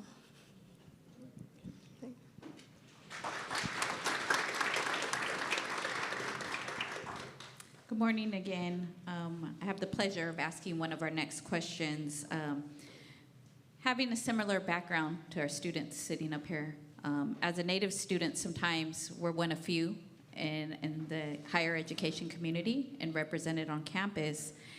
And if you can please describe and go into a little bit more detail about any challenges you faced, or also ways that you feel a space can be supportive to Native students and inclusive to you. So just wanted to feel free to share, and either one of you are able to start. So during my journey here, it was very, very rocky. I actually did not do, so I did okay in high school, but I didn't know what I wanted to do for quite some time. It was due to the loss of my great-grandparents that really nurtured my connection with myself, and I just remember, sorry, a little bit of a backstory to this, but I just remember in elementary school, I started working with clay, and my grandpa was a huge supporter in that. And I had a lot of anger when I was younger because I saw a lot of death in our tribal communities that I didn't know how to process. And so that made me scared to just even open up in our community. I then went on and, pursued it in high school. I believe I had my first award by age 14 for a ceramic piece that I had done. It was honored at the American Indian, I believe it's called the American Indian Smithsonian Museum. So that's where it was at. And during my community college career, again, I just didn't know what I wanted to do. My aunt has been a huge support in that, being that she goes, if you don't know what to do, just go for communications, like just do something. I was like, I don't know. I'm a very like shy and not talkative kid, so I just don't think that this is the right path for me. But I'll try it out. And then I want to shout out Michael Chappelle back there for being my academic counselor. So he definitely sat me down and says, look, your transcripts look terrible. But with the grace and the patience that he has, I felt so comfortable in his office. And we sat there and he goes, look, we're just gonna clean this up. And that's when I knew that this was the place that I needed to be. That's how I pursued, ceramics. My first class was just, playing with the clay on the wheel, and I got comfortable talking with the students. It was intimidating walking into that space because, again, there wasn't many Native students, and also there wasn't any in my actual major. So being one of one makes you seem like an outcast in not in just the, community college environment, but anywhere that you go, you just feel kind of off-putting and very shy and very uncomfortable. So I want to say thank you to all the staff, faculty, and all of my friends here that I've worked with too, because they've definitely, and Dr. Bird, she's been a very big help as well. So just reach out to the faculty. They are willing to help you even after you graduate. Always keep that in mind. Okay, so throughout elementary school, I've already figured out that I was basically the only Native student within a classroom. And growing up, you start to embrace that role more, and I've started to embrace that role as well. And I find that that challenge has also been what I've seen throughout higher ed as well. And you have to get used to, or I've gotten used to, being the only Native student within a classroom. And so, and with my pursuit in environmental sustainability and everything that has to do with giving back and protecting our land, it's difficult to navigate that as well, because there's a lot of higher ed staff and faculty, but I have that with me as well, and I think that has a lot helped me to pursue that outlook. And I have ventured into environmental policy, as well as because of my experience growing up in New Mexico, where you don't even have running water and you don't even have the common like electricity. You don't even have that where I come from, and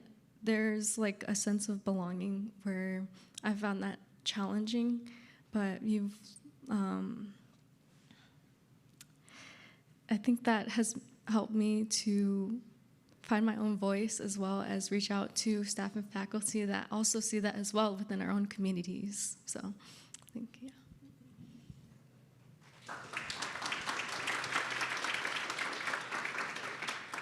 Thank you both for sharing. I know sometimes being up here, it can be all eyes on you, right? And so we appreciate hearing your voice.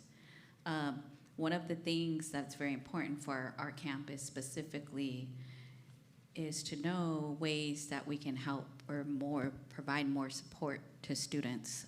So what are your hopes for CRC and this campus looking forward to the future, and what type of supports do you hope to see for other Native students who are like you here on this campus or have graduated? One of you have graduated. What do you feel is important moving forward with the next generation of students who will be coming through our campus here? A little bit of a backstory again. While I was here, I was also working for the Native American Higher Education Resources Department as a student assistant, and it gave me more of a sense of belonging, but it was pre-COVID, and going into it, there was no employees except for myself. It was a little desk, and there wasn't many students coming to me at all. I felt a little lost. I knew that I had a purpose to raise my GPA, raise my standard for other students to come into that space and feel very, very welcomed and to have a lot of fun. It felt like a lot of pressure, but it lit a fire under myself to make sure that I knew that I had a path and this was only the start of it. Then it started at that little desk. And now it's a huge center. So I think coming from today, what I would like for everyone to take away is that check in with your students. Check in with your Native students, talk with them. Like Dr. Bush had said earlier, check in on them. Like, it only takes, that moment to do so. That one thing will make a huge difference and want them to come to class. It's not even about your academics sometimes, it's just about making them feel welcome.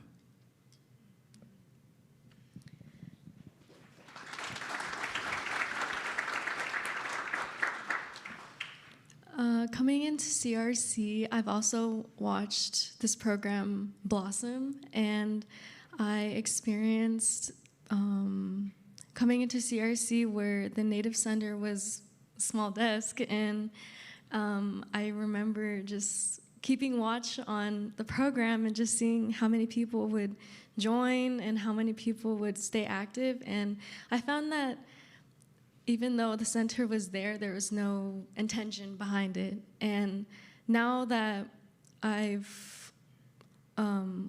time passed in this program and there are more students involved and there's more outreach with the staff and the faculty, I find that that sense of belonging has just been solidified. And I just see it throughout within the classrooms as well, with land acknowledgement, as well as being intentional behind the land that we stand on, as well as where we come from. And I think that just being intentional behind the Native students as well as reaching out and being active with the relationships that you have with them is really important.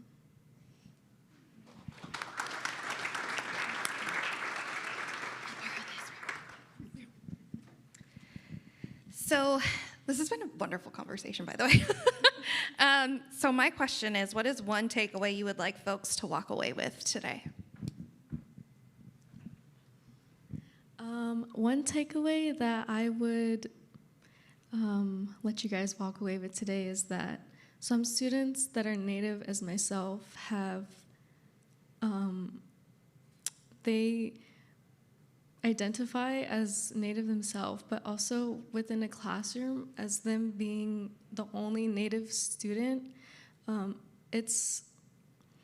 Although it's a higher education, it has come with that students sometimes that are Native students, there comes a responsibility that you have to be educated within your own history and your heritage, and that's expected sometimes, but there are students who don't even know who they are and who don't even know their language, their heritage, and their whole education. So it's just safe to not expect that of students as well and have that mindset as well.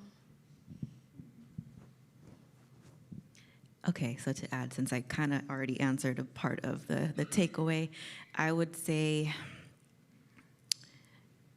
just to have more of general talks. I think those are what I'm noticing right now in my own work in, Sac State, is that talking circles make a huge difference. And if you have the time to create one and just, speak and let them kind of talk about their day-to-day tasks, experiences, and just things that they're going through, when they shed that, they're actually more presentable in their academic settings. So that's another takeaway that I'd like to add. Awesome. I'm actually going to add one more question. Sorry. It's a fill in the blank. It's not long, y'all. If the college truly cared about my success, it would blank.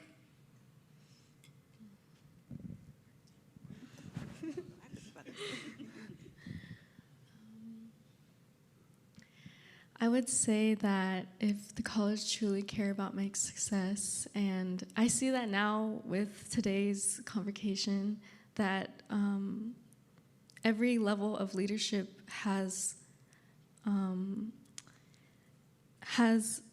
that mission or that goal to implement Native students and their experiences that are really important, as well as marginalized communities that are very evident within every single day in workplaces and professional environments.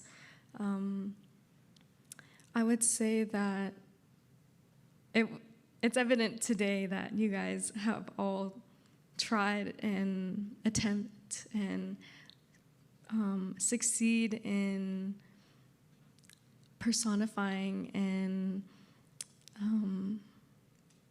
just pursuing that support within these students that are from small communities, as well as my community as well, where there's communities that are negative towards their own students that don't support Natives in their own community as well, which is like lateral violence that occurs, as well as the common themes of oppression and genocide and colonization that are evident in today's society. Sorry, I didn't know if anyone was in comment.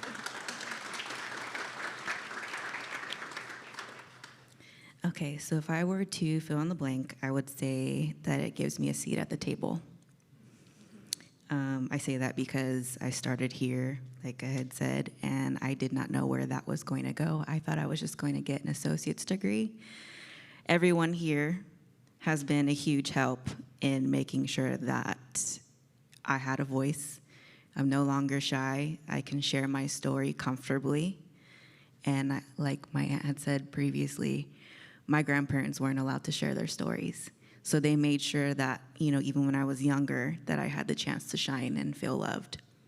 And so I've seen it in all of them. And I think it's a great place to be. Yeah.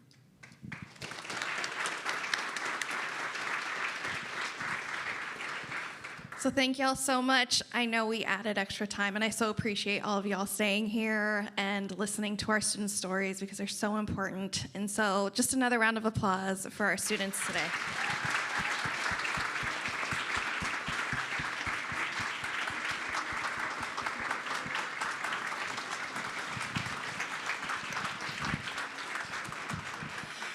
Thank you again for, just turn around. Look at everyone who stayed. Thank you so much. We really are the dopest college.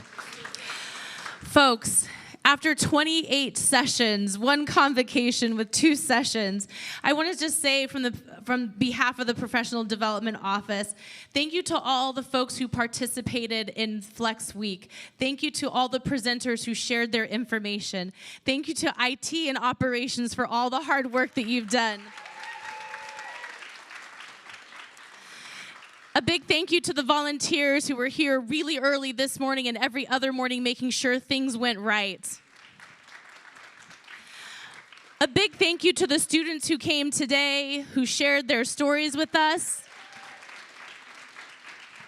And also to our community members who shared how sacred of a space we're in.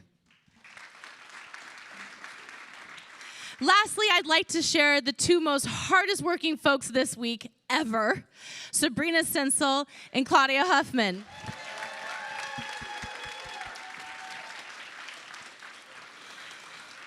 If you could just give me 30 more seconds of your time, these 2 women, let me get emotional for a second. The amount of time, energy, and effort that they put into this week.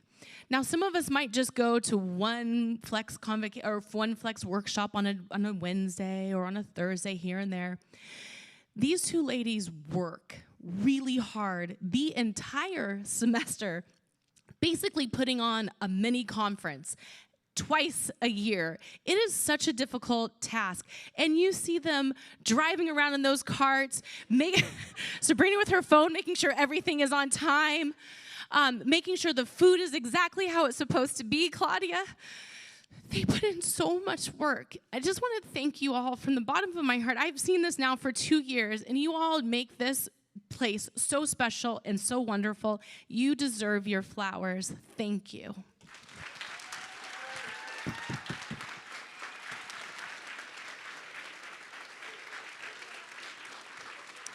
Now, let's eat. We have a wonderful spread for you today. I believe you go out the doors to my left, to your right. We have a Native American caterer who has brought food for our nourishment. Please enjoy, spend time with your colleagues, have a wonderful rest of your day, an awesome semester. Thank you.